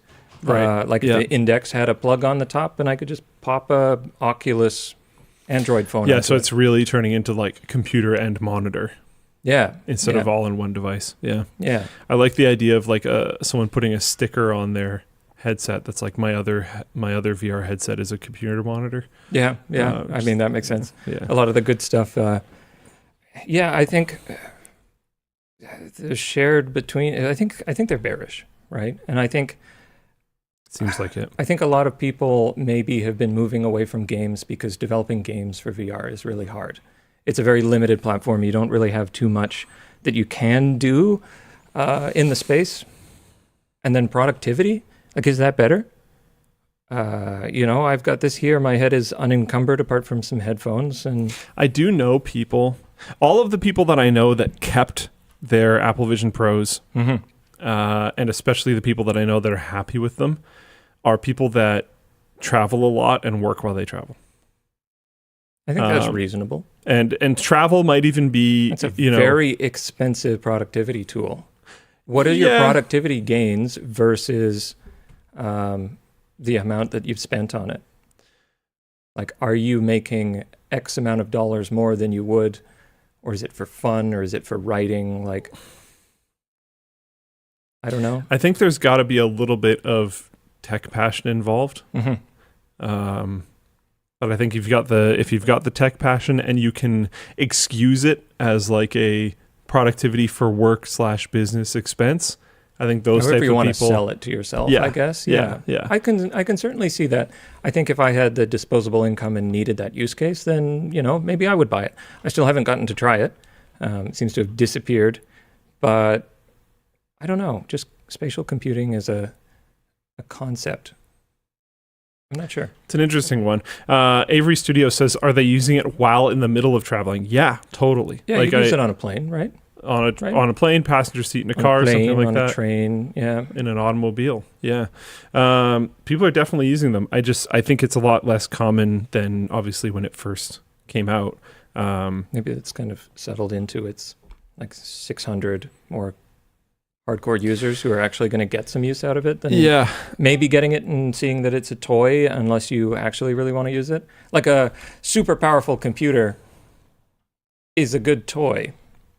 A $4,000, $5,000 computer to play games on, very expensive toy, right? Yes, yeah. As a productivity tool, also pretty expensive. You can be reasonably productive on a laptop, but it's better to be productive on a desktop. So maybe that's the kind of comparison. And there's also some privacy benefits. Absolutely. If you're on a plane and you're not in like first class because you didn't feel like remortgaging your house to fly somewhere. You could have bought two Vision Pros. Yeah, exactly. Then other people might be able to see your screen. And depending on what you're working on, that might actually not be okay. You might want to protect your slash fiction, Yeah. all that sort of stuff. Totally. Nobody wants to see your weird Harry Potter stuff. I gotta buy a Vision Pro. You know, that kind of thing. Hey, yeah, if it helps the productivity of of that, then yeah, why not? How about a bike? Yeah, I don't know, man. I don't think you can take those on planes. I think they meant using it while you're on a bike. I think maybe if it's a tandem bike and you're in the back, you could make it work. I think it's 12 milliseconds of delay, something like that. Maybe. I'm sure you could find a way to bike around with it. Maybe once the FOV gets better. Yeah. I'm waiting for glasses. For me, super high quality AR glasses. We're not there yet, but yeah. That's where I'm okay with like, all right, now I'm going to consider glasses being a productivity tool, right? My biggest thing right now is it's something that's going to go in your face. So if you want wide market adoption, it needs to not be really ugly. I think for me, I like the solidity of physical objects, right? When I'm being productive or I'm working on stuff, the last thing I want to be separating my brain into is the management of my environment, right? So I'm working on things and then suddenly there's a window here, but I need it over here or something like that. With a mouse, it's really easy to just boop. But now kind of I'm dealing with floating windows and they have to be in 3D space and I have to manipulate them. And now I'm trying to conceptualize where my productivity is going. And maybe you would get used to that. So this is kind of, it's very new. I can do that on a computer. Maybe less experienced users struggle with that, right? I have no idea if this is a thing or not, so I might be talking about a thing that already exists, but something that you might like is if someone made an app where you could set up like a workspace and you could have multiple workspaces, and then the things within that workspace are contained to that like plane. You know what I haven't seen yet, which would be amazing for Inside Out and like the Oculus and even the Vision Pro stuff like that, is just fiducial markers. Yeah. This is where my computer monitor is. You just put a little QR code fiducial marker thing on the desk and now it is there. Or, you put it on a coaster. You get a coaster like this. Yeah. AR things are already a thing. We've already got the AR amiibo things as well. Yeah. Computer monitor right there. And then it's just there. You want to move it a bit, you just interact with a physical object, right? Not everything has to be digital. That'd be kind of neat. Yeah. And you could represent it in virtual reality with something that looks a little bit better with just like a like command orb or something near that area, so you know where to reach to grab it, even if it's if you were in full dive, yeah, right? But if you're doing some AR stuff, then then you could just see the coaster. I guess. I mean that kind of works already with the index and individual trackers and things like that. They are represented, so I don't know. Yeah, maybe Pokeball marker. Yeah, I like that. Use whatever you want. Yeah. Pokeball marker? I don't know. Mystical said that. I don't. Sure. Yeah, I mean, you could change it to whatever you want. Yeah. Should we do some merch messages? Oh yeah, that's a thing that I was supposed to be doing. You can do it from here. I know, but I was supposed to be doing that while I was here. Oh, whatever. It's fine. I think we have only incoming. Yeah, because I didn't do any of them because there's nobody over there. Anonymous said UwU. You can archive those with the button at the bottom. No, I will show it. The whole stream has to be subjected to an UwU message coming up at the bottom. It will happen. 13 in queue. God. This is what I have to deal with all day. The Floatplane chat is currently spamming UwU. Blocked. Blocked. I have so much power now. This is awful. Disembodied head of Linus. Do you have any recommendations for podcasts? Well, he's gone. So I guess we can take this one over. No, it was to all of us. I just read the disembodied head of Linus. It took me by surprise. More interesting, yes. We could get Do you listen to podcasts? No, I don't. I know a lot of people that do, and I was attempting to work on one for a while with a friend. It was like a book reading more than anything. Little /fiction novels. I think they were like Harry Potter, vintage bodice rippers from the 1950s that had all been kind of lost to time. Very, very interesting kind of like fiction like the birth of fan fiction almost. Super underground kind of thing, and crazy. And got a lot of them that are very rare. So that was kind of extreme amounts of work, like an unbelievable quantity of work. Otherwise, no. There's some CBC ones that are really good. Yep, I've heard of that. I don't listen to many. For a while there, when I first started trying to do weight loss stuff, my like knees and a lot of things were super messed up. So the best thing for me to do was to just like go walk for like an hour and a half, basically every day. So I was listening to a lot of podcasts at that time, but that was a little bit over a year ago at this point. And the podcast that I mainlined at that time was The Yard and Huberman Lab podcast. Huberman Lab was like a lot of cool, interesting information. I was trying to be more healthy. There's a lot of information for that in that podcast. So that was cool. And The Yard, it was just, it's just like hanging out with the bros. So it was more casual. Yeah. I think you've talked about that before when we were doing some of the set redesign and stuff like that. Oh, their set for The Yard is incredible. Yeah. I would never really watch it because I don't know if this is like, I don't really watch TV shows or movies at home either. If I'm like sitting at home and I need a recreational activity, I'm going to play games. So I would never really like watch their podcast. But if I was going out on a walk, one thing that was nice is I think their podcast is usually around an hour and a half long. So it was a good like, okay, I'll start it when I start walking, and when it ends, that's when I'll end. Therefore, I'm not like checking the time all the time and going like, okay, I only got 5 minutes left. It's like, no, it's just whenever the podcast ends, just keep going, keep moving until then. I think for me, like, I don't like, it's taken me a long time to get used to listening to things again in my free time, because I was working from home a lot. And of course, what I used to do for work, right? I can't really listen to music or listen to podcasts while I'm doing video editing. Yeah, totally. Or like working on podcasts or music. So I just silence. Like I go to the gym with you. I don't have any headphones. I don't have any music. I don't take an MP3 player with me. I'll go on walks and stuff like that and just listen to nothing. It's like, it messes people up sometimes.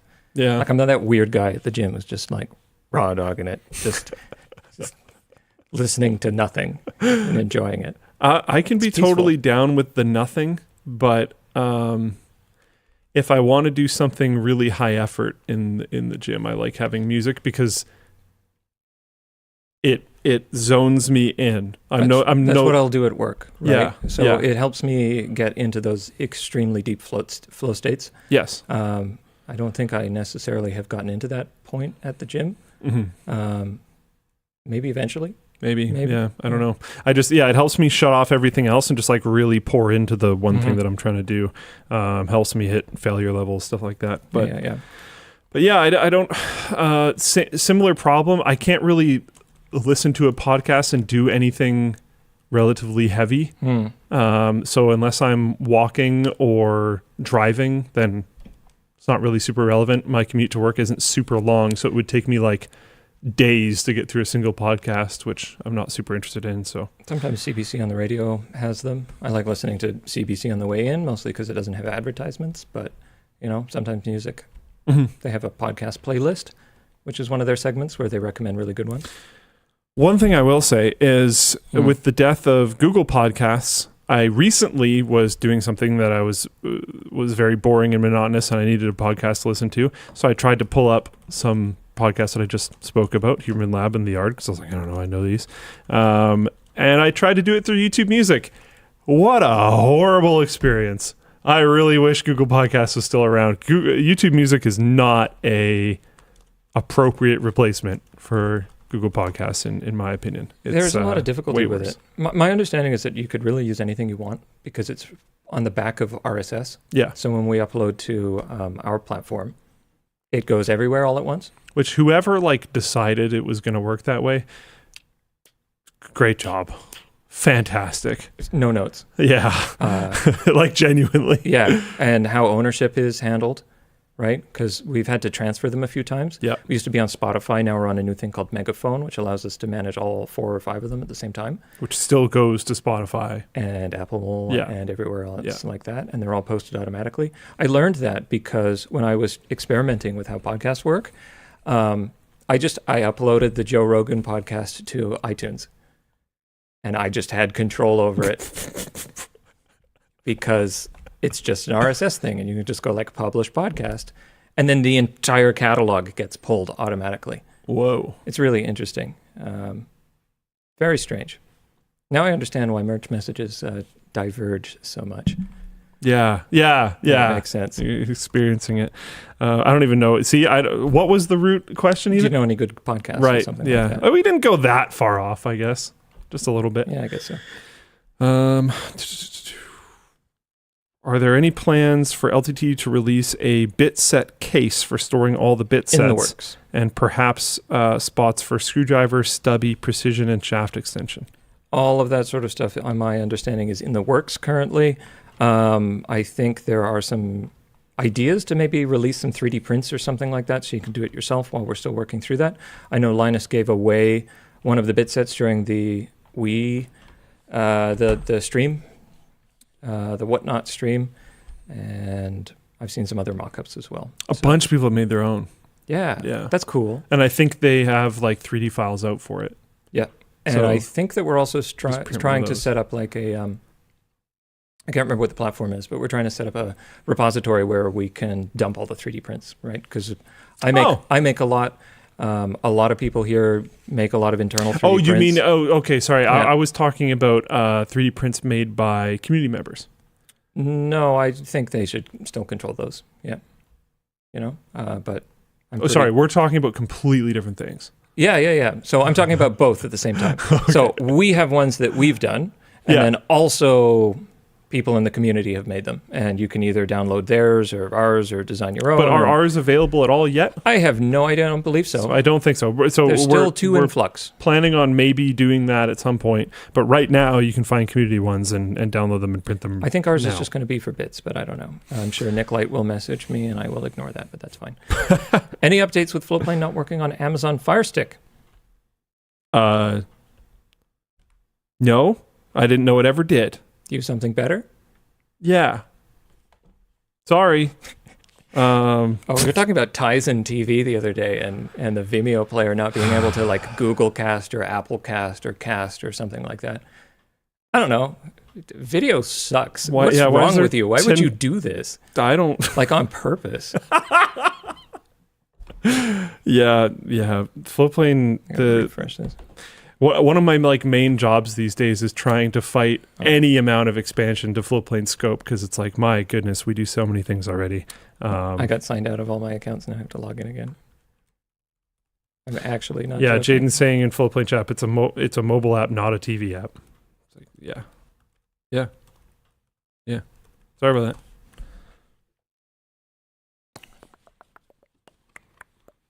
Hello. When are the new backpack carabiner coming out?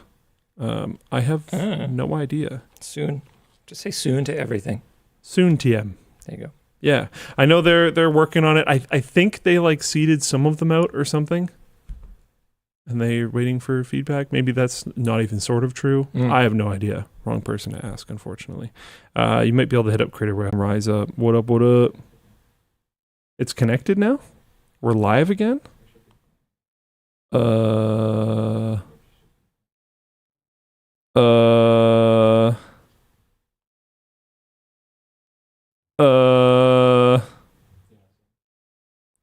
No, I'm not seeing anything, but people are saying, we back. We back. Can I get some uwus in the chat? Stop!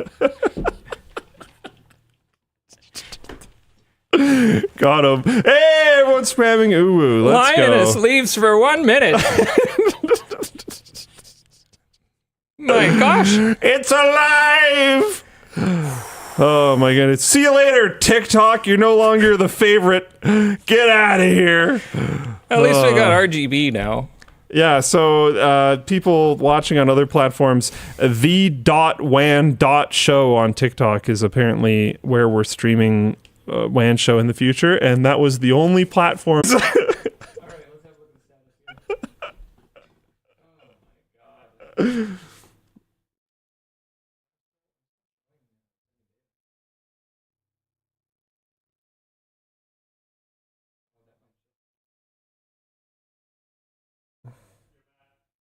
We're back again?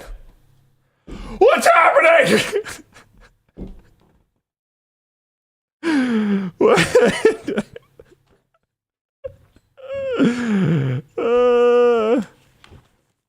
This is why I'm supposed to stay behind the desk. This is your fault. Okay. This is your fault, Floatplane. Are we gone again, maybe? I'm still showing. If chat can hear me, when we're live and it's working, you got to spam UwUs. And when it dies, you got to spam Fs. I want all of the chats on all the platforms to go as fast as possible. When I'm at my computer, normally I ping 8888, right? Ping 8888T. This is my the keep ping. Alive. Your keep alive is now UwUs. This is Mechanical Turk for DNS pings. It's kind of working. It is working. We're getting very effective status checks in all of the chats that I can see. Real time. It's a lot faster than ping. All of the chats I can see are just UwUs right now, and it's global, which means we're working. Yeah, exactly. It's a way to communicate with all of the places that we're streaming. Well, my heart rate's up. So I'm enjoying this. There was one of the sponsor spots earlier. I started cracking up because it was like Acronis. I'm going to give you guys another shout out, I guess. It says, according to a study by Cybersecurity Ventures, a cyber attack took place every 39 seconds last year. Trust me, being hacked is not fun. And I was like, it's kind of fun. This is not a suggestion. Please don't do it. I certainly had fun, yeah. But we had a wonderful time.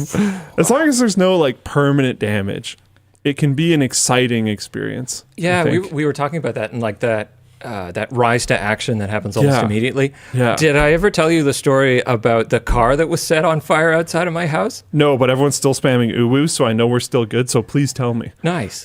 I mean, well, when we got hacked, both of us like immediately jumped into action, and it was kind of like, oh, okay, go. And almost like detrimentally kind of activated, I guess. But you know, I'd met a couple of friends at university, and I was driving them back to my place for the first time, kind of like, you know, new budding friendships, and like, all right, we're gonna come hang out. And as I'm pulling like up my street and into my driveway, there's kind of like a fire down at the end of the road, which is weird, like a big fire. In the street, and it's kind of down over a hill. And so I didn't even think, like I just stopped the car and got out and then just ran down the street. I didn't even say anything to like the two people who I'm with. And like I was like casual friends with these people, and this was like the first experience. Oh, we're gonna go hang out with Dan, and he's just the fire. He just leaves. And so I start sprinting down the street, and I get over the top of this hill, and like, okay, so it's a car set on fire, and I sprint up to it, and there's this poor woman there who is obviously freaking out, and I just basically, because I understand in the bystander effect, people just freeze, and what you're supposed to do is you're supposed to tell people what to do. And for me, it was like, call 911.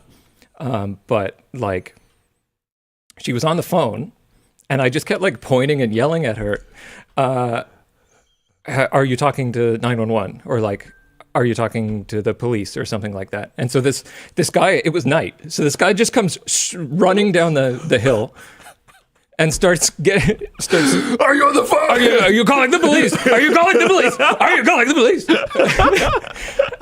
And so I'm pretty sure that she might have been freaked out a little bit. The thing is that this car was not hers. It had most likely been dumped there and abandoned and set on fire after like a murder.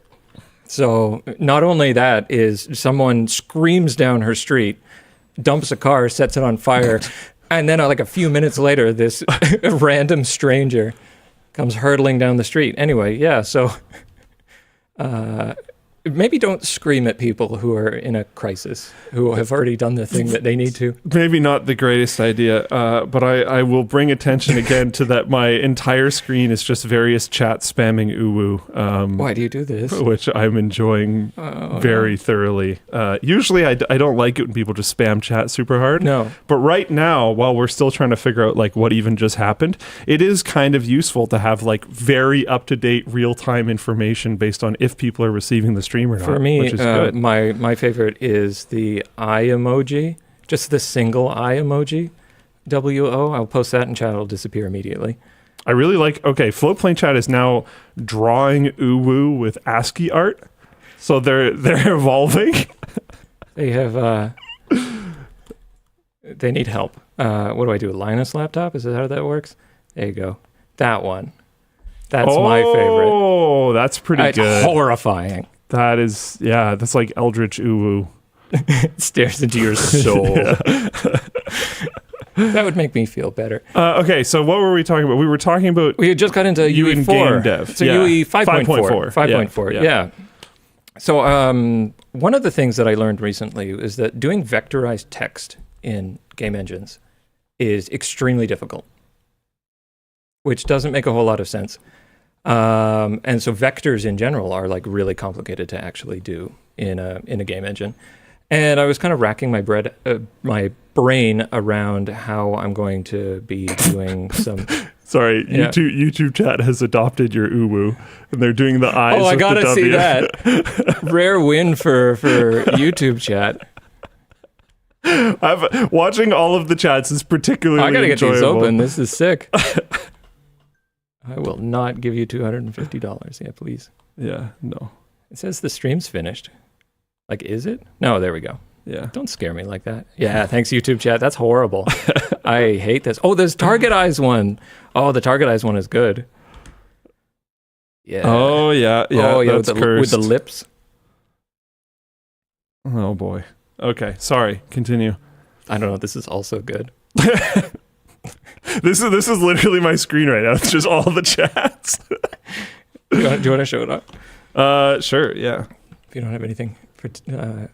What is that? Oh, that's the log. Does that go to them? No, that's what we can see. Okay. I was like, hide it. No, that's my command window. That's my external ping to make sure that no frames are dropping. Oh, cool. Okay. Oh my God. Anyway, so Unreal Engine 5.4 has officially come out. It's been in preview for a little while now. And they have all of these new systems. They've got this like motion combining for animations, this state-based thing that's really, really robust and simple to use. They've got a whole bunch of new animation tools. But the coolest thing is the like motion graphics design stuff. I don't know if you've seen any of this. No, I just saw that it like was happening. Actually bonkers. Like I was like, I got a little flustered. It was like incredible. So basically you've got Niagara particle simulations. You've got, the new Lumen engine, right? So you can have unlimited polygons and then real-time particle simulations, real-time physical simulations, laser scans. And now they've introduced vector graphics as well as Boolean operations, layers like in Photoshop.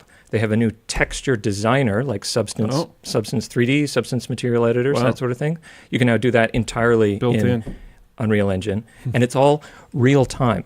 So if you're doing 3D modeling or like motion graphics or stuff like that, normally you'd use Cinema 4D or Blender or something like that. But now you can do that in real time with real-time lighting.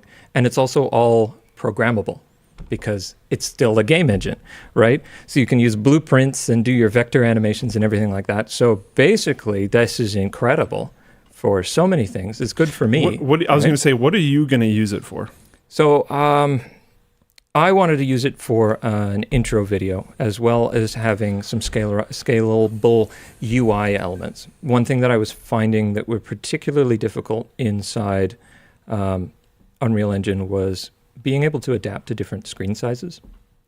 Okay, so Floatplane chat, relax. At this point, you guys are taking the spamming more seriously than the UwU. You guys got to chill. I think some of you even have like bots running or auto clickers or auto input things or something. Relax a little bit. Damn. At this point, I literally can't even read it because it's going so faster fast. than YouTube chat. Significantly, yeah. Chill, dudes. Chill. It's getting faster. You're not helping. Maybe not. Okay, I will stop addressing it. Maybe it will go away. Anyways, yeah. So you want to use it for an intro video? Yeah. So. You ever seen HAL 9000, 2001: A Space Odyssey, that sort of thing? A lot of those computer graphics that were on the screens themselves physically are very much like blank color plus lines, and they're all beautiful grids, and they look futuristic, and it's all blocky text, right? And that kind of theme was also repeated in Alien and Aliens, and that sort of like 80s level kind of CRT technology, but a vision of the future.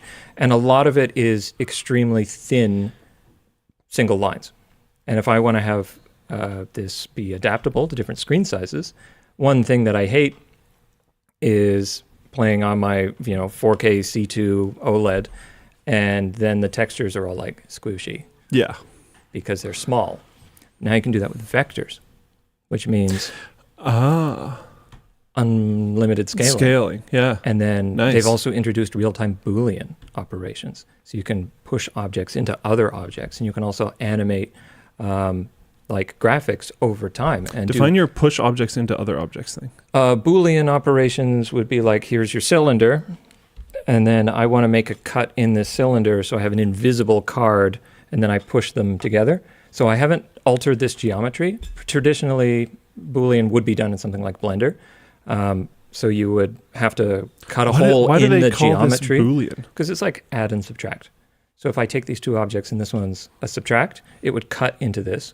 Or if I were to have this as an additive object, it would increase, and it would still be one object, but it's made up of multiple objects, and the geometry becomes one single like entity. Yeah. And normally you would do that operation in something like Blender or traditional, and then you would like finalize it, so that object would become solid, and then you'd have to retopo the whole thing, right? Because all of those curves and things are going to be destroyed. Now you can do that in real time, so I could animate the movement of objects through it. And then, huge thing, most of my game is entirely made of instances, right? It's got like one cube, and then everything's instance, so it's performative. Yeah. You can instance in the motion thing, and then simulate real-time nanite particles on your objects.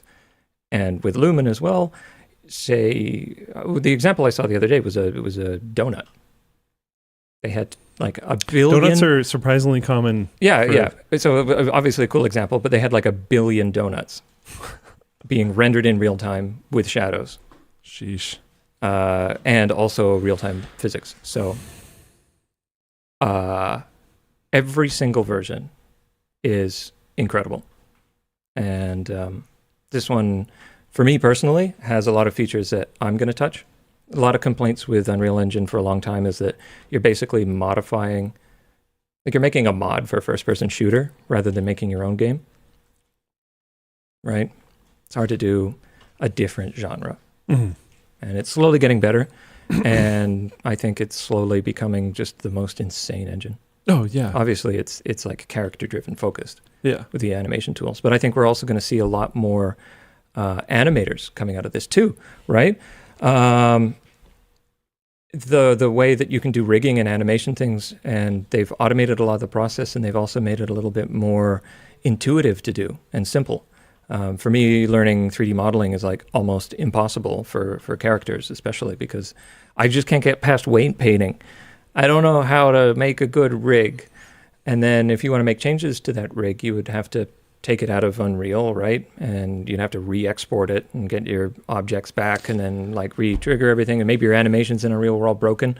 But now it's a little bit more self-contained. I suspect people might, especially people that have been in the scene for a while, because when you start looking into game development, there's a lot of like, use this variety of tools to accomplish your end goal, right? Yeah, ZBrush, Substance Painter, engine, right? I think people might underestimate how much needing one thing will lower the barrier of entry for people. This is going to lower the barrier of entry for me, who is kind of already over the initial hump. Yeah. Like I know basically how all these programs work and which ones I'm supposed to be using. I'm still just garbage at them all. But now that efficacy of getting to a level, right? The barriers for Blender are like, okay, well, welcome to Blender. Learn 400 shortcuts, please. And then, of course, they released 3.8, and I had to relearn like all of them, or whatever the version is that they changed it. And I just learned them all. And that's me, because I'm a beginner, right? I think there's also even just like the question of what game engine should I use is already difficult enough for people what to... What game do you want to make? Yeah. Well, I don't know. Well, then, I don't know. What do you play? Yeah. I don't know. I like lots of stuff. It's like, well, maybe I want to... Why are you making a game?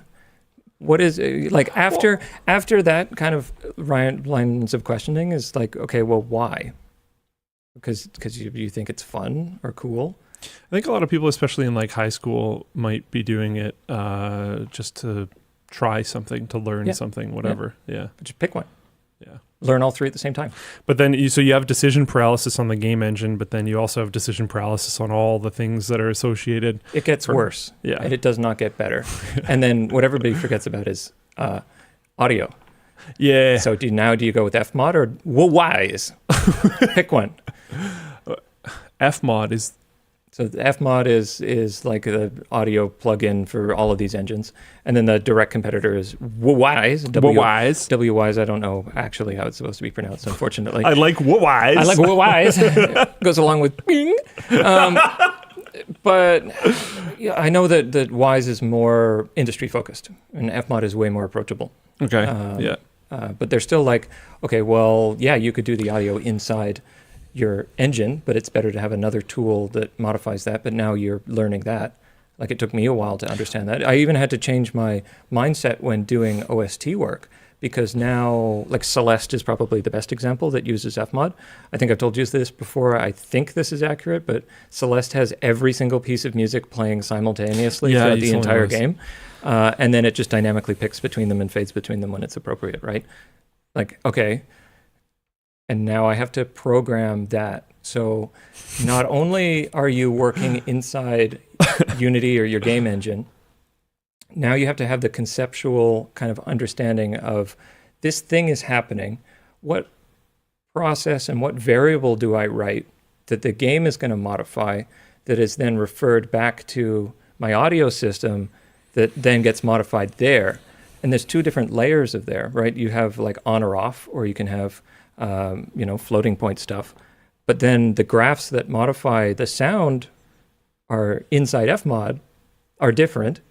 And then you can also have global variables inside Fmod to manage a bunch of stuff. And then there's bus tracks and reverb. And now I'm working with Steam Audio, which is like a ray tracing system for real-time for projections. And then like... I just wanted to make an RTS, and I want my 10 years back. So which one do you said there's one that's more industry focused and one that's more approachable. Which one are you using for your non-hobby project? I would use Fmod for both. Okay. Mostly just because I kind of like Fmod. And that's the more approachable one already? I think so. I think actually for my personal project, I will just try Wise. I think it's probably a good opportunity to learn it. Yeah. And if it doesn't work, stick back to Fmod. Yeah, cool. I learned Substance Painter. Substance Painter is a lot easier to get your head around after you understand how it works. It's not like Photoshop. It does it for you, but you have to kind of make it do it for you. And your personal project one, you said it's a 3D game? It is a 3D game, which one of the reasons why I went with Unreal Engine. I did try to remake it in Godot, but... Yeah, do you know which one it is? I believe it's Godot. I hear people that... I like saying Godot. ...work in it semi-professionally say it both ways. I'm not sure. I mean, it might be like a bunch of different pronunciations. Yeah. Yeah. Anyway, sorry. But yeah, 3D engine. But it's quite static. The problem is that there's a lot of rotations and there's a lot of vector math and there's a lot of automatic generations and objects. And it can be a little bit complicated, especially trying to keep it performative when... Yeah, sorry. Sorry, everyone just noticed the dead pixel. Where? Is it dead pixel? Right there. Oh crap. I think people have been spamming about it. Oh no. Let me look. Is it? Yeah. Yeah. Oh no. Yeah. I mean, these cameras are getting on a bit. Luckily, at least people only noticed it now, so it's not going to drive them nuts for the whole stream. That one looks okay. Yeah, I think you're good. Oh! Oh, no. I can't even point it, though. No, it's too far. I see it, too. Does my hand get in this screen? Yeah. Up there! Yeah, okay. Well, all right. Oh, no. So it's not every camera, but 2 of them? Whatever. Oh! What was that?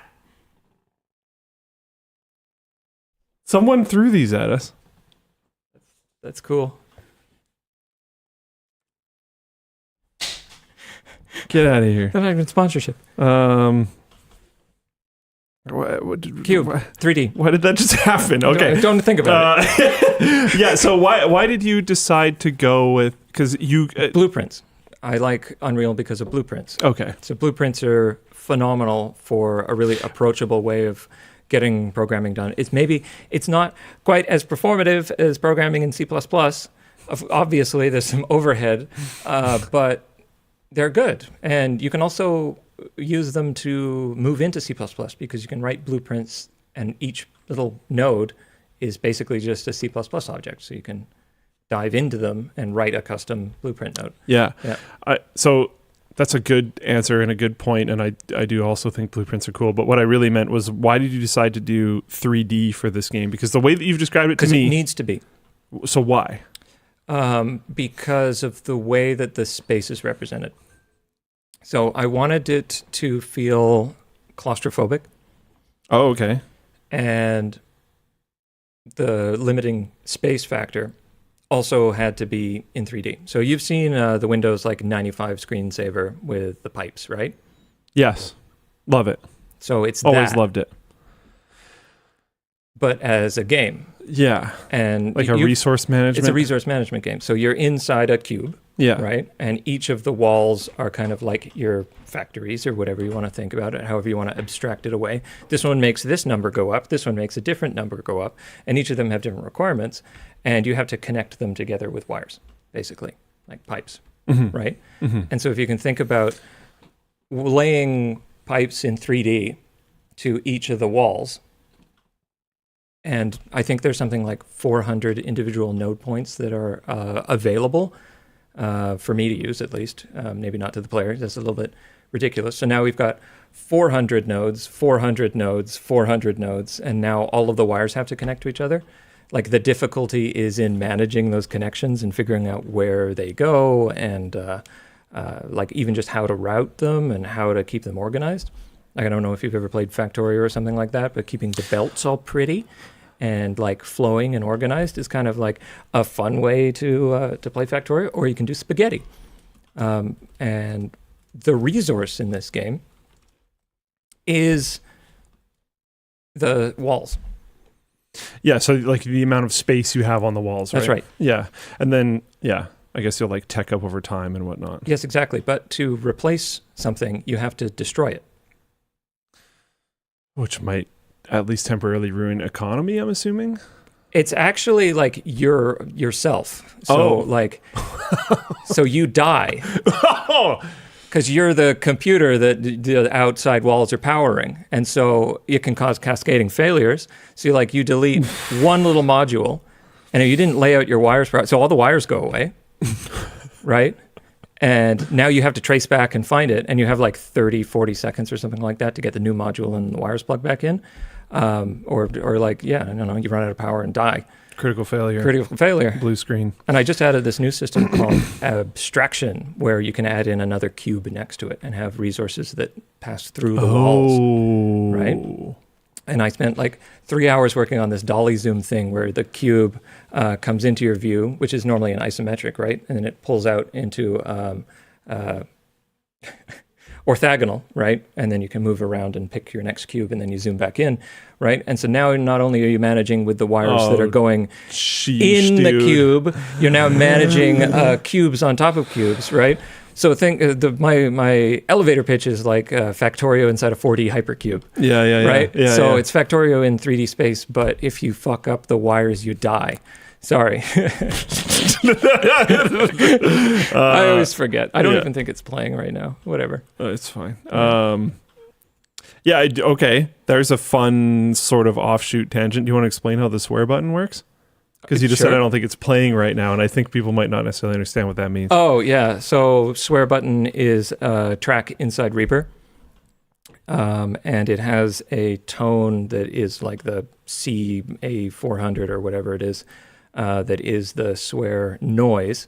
And then the swear button here actually just solos that track, which mutes all of us. Because if I were to put a swear bleep over just my mic here, Luke's mic would pick it up anyway, right? So I have to kill all of the mics simultaneously, right? Yeah.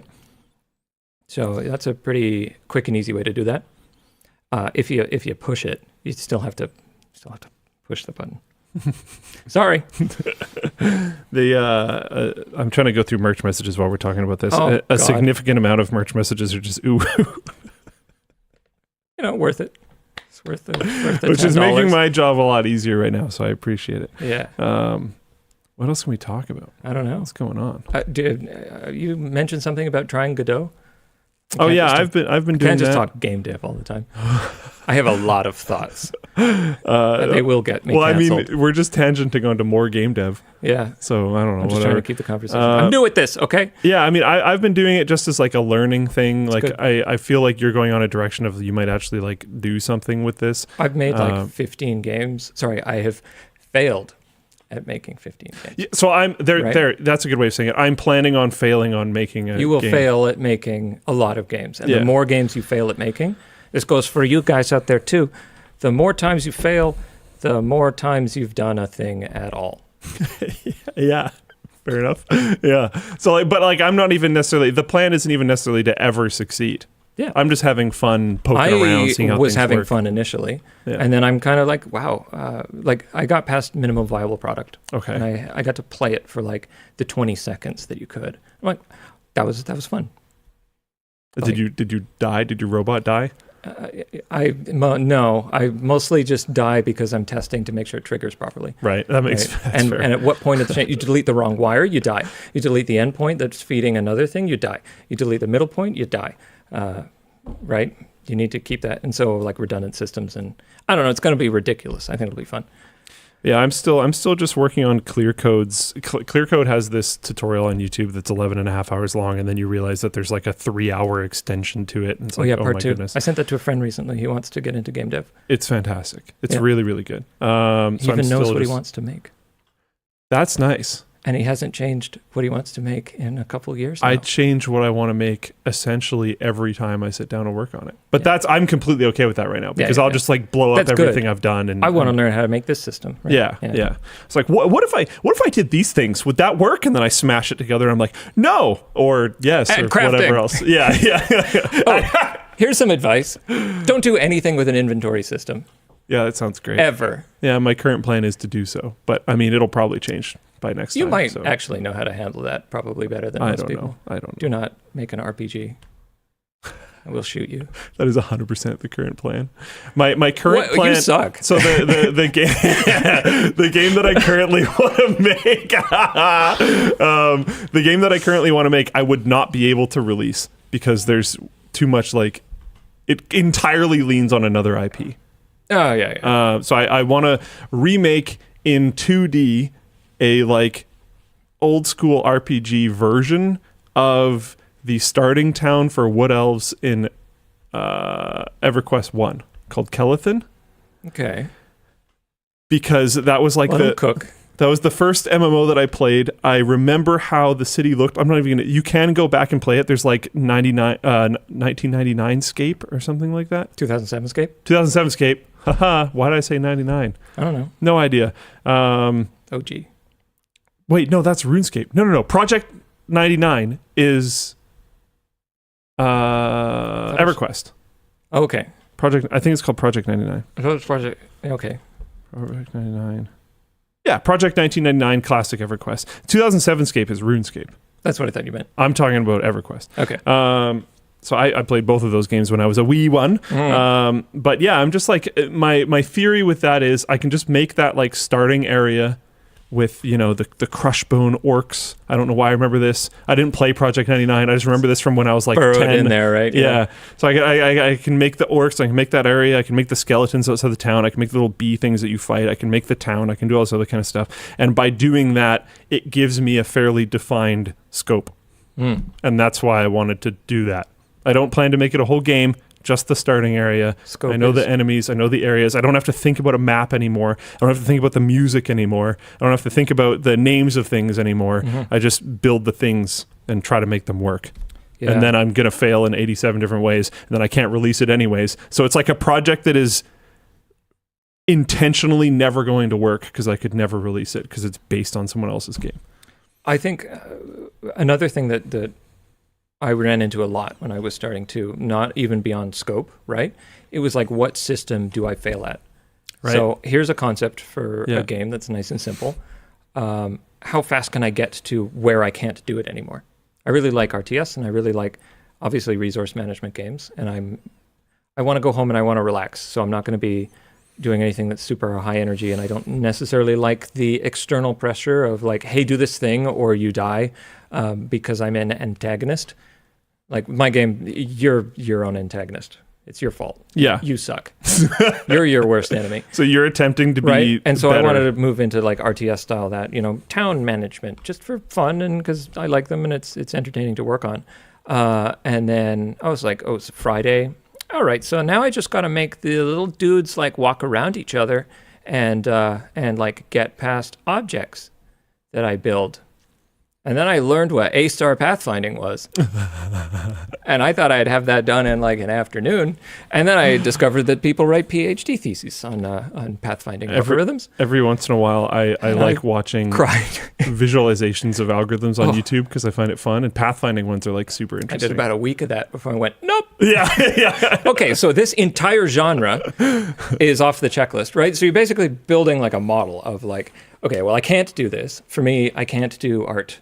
Like, I can't do 3D art very well. Okay. Right? I'm not super great at 2D art besides, I don't know, marker stippling stuff. Can't really make a game out of that. So now I need a concept. People have made games out of a lot of... I was going to do a game jam with one I made out of clay, which would have been fun. Yeah. Stop motion clay. Yeah. Right? So you're kind of breaking down this what level things of am I difficulty. good at / enjoy / But you don't want even to know do? what you can't do. Totally. You So have to, try and stuff. it's weird, and it comes out of nowhere, and there are things that you don't expect, like text layout and like UX design. And I'm like, hate that. I'm not very good at this. Yeah. I can't get it from where I see it in my brain to where it looks pretty, or right, and then you're going to look at your project, and it's always going to be this like mark on it. I don't know. I've always enjoyed projectiles. Like I made in high school we had a course that my absolutely fantastic teacher, who's a principal at a different school now, but Mr. Traddle, he made a course for the people in like effectively my grade because he could tell we were all very interested in this, and it was called 3D game programming. And as far as I can tell, he like went to BCIT over the summer and like learned some stuff and turned it into a high school course for us, which is just so sick. And the game that I made for that was I pulled a Battle State Games making Tarkov and just downloaded some assets instead of making them myself because some people were more interested in like making the 3D models, and I was like, I suck at this. You do well on Steam in current year. Yeah. Asset flips are a bit of a thing. I've noticed that. On the same side of the coin, nobody cares if you make your own assets either. Yeah, so I was your main character in my game was a snowman. Okay. And you shot basketballs out of your face at ninjas. Hell yeah. Let's go. So I was just like, whatever. These are like the easiest to find models I could find. And my whole point was effectively, I shouldn't have done this. I was like trying to make a point like, I don't like making 3D models because I was a dummy and just, I guess, wanted a lower grade. I don't know. It's a stupid kid. But I like wanted to focus on the mechanics of the game. So I focused on the like projectile physics of this basketball, basically. So it could like bounce and then off of the varied terrain and then hit the ninjas in different ways and stuff. I don't know. I think I still have the code somewhere, but like, Just gives me nightmares about collision detection.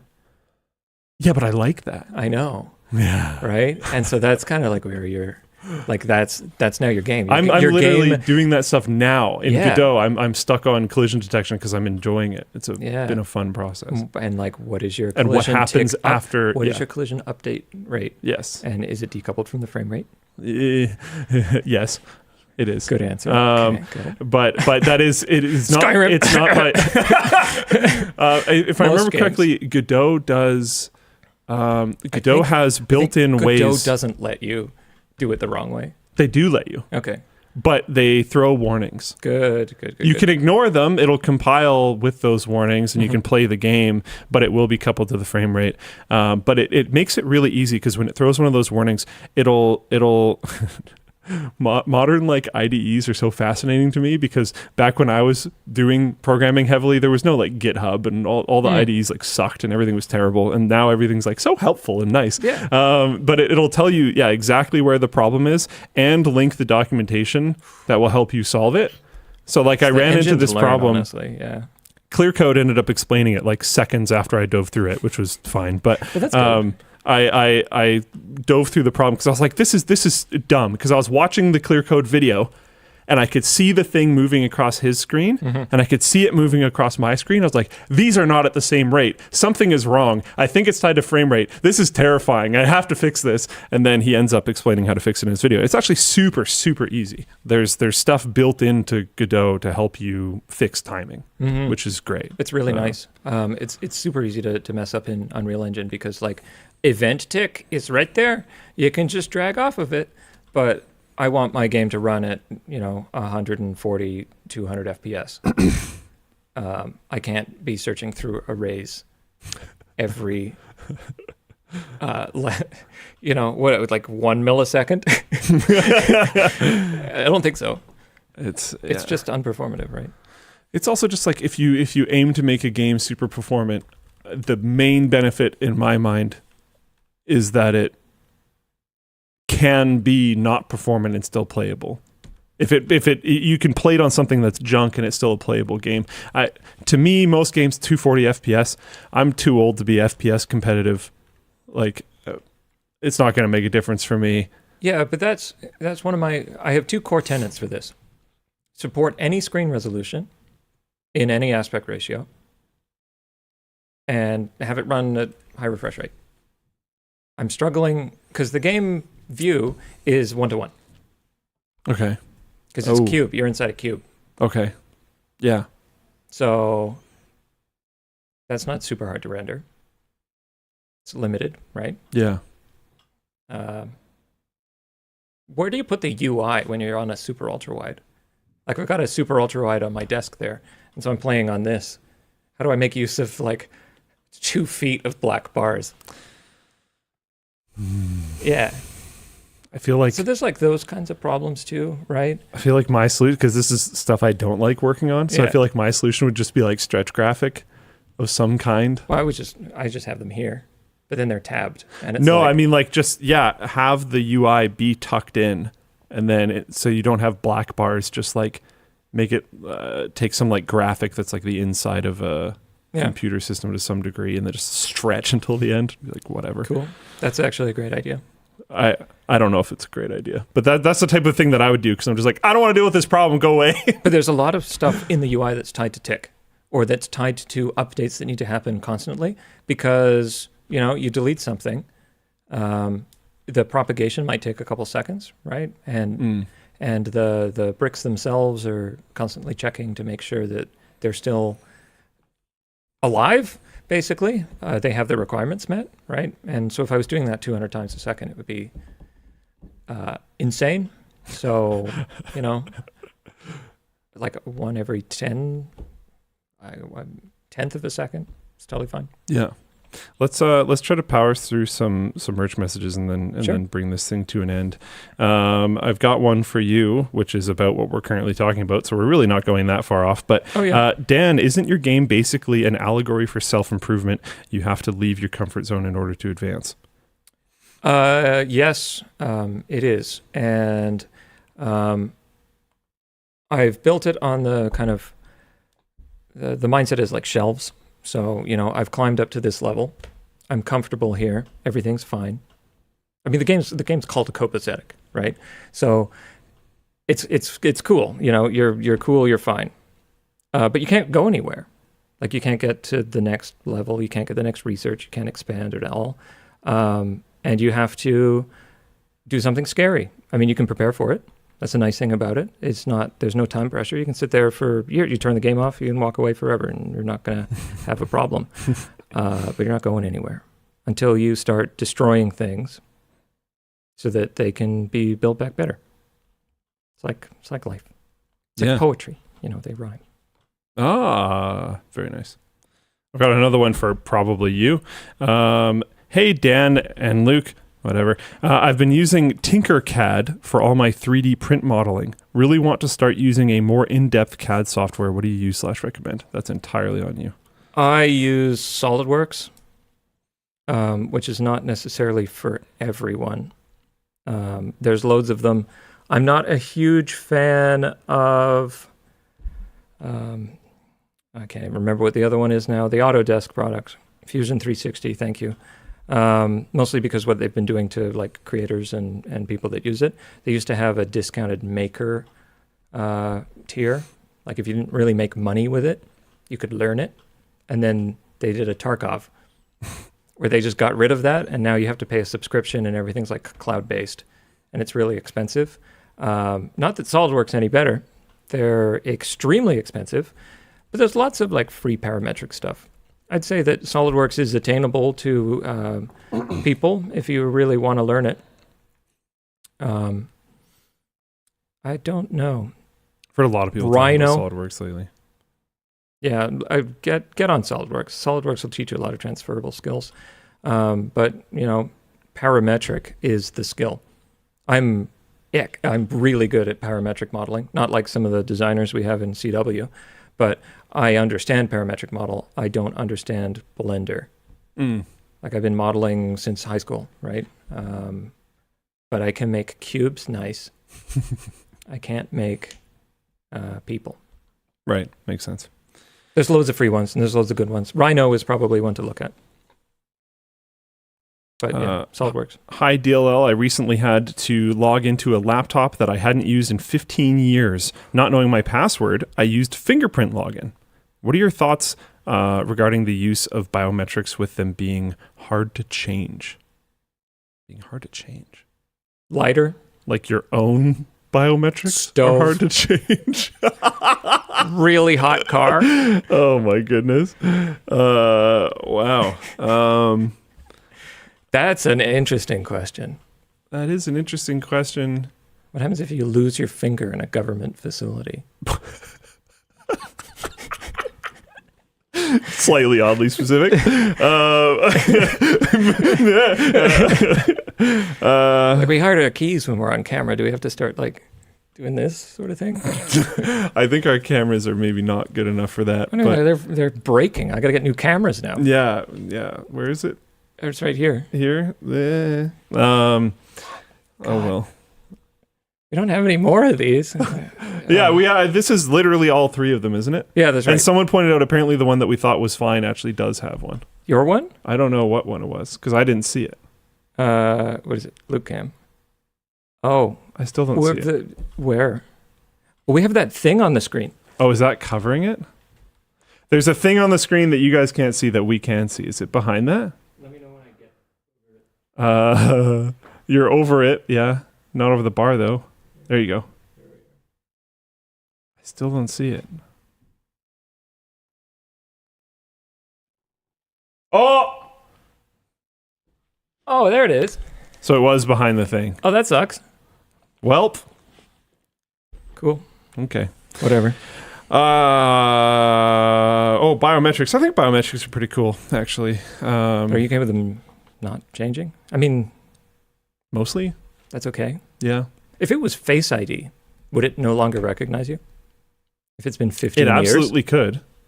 Also, if say, heaven forbid, there was like an acid attack or something that happened, like, yeah. Bad shaving day. Sure.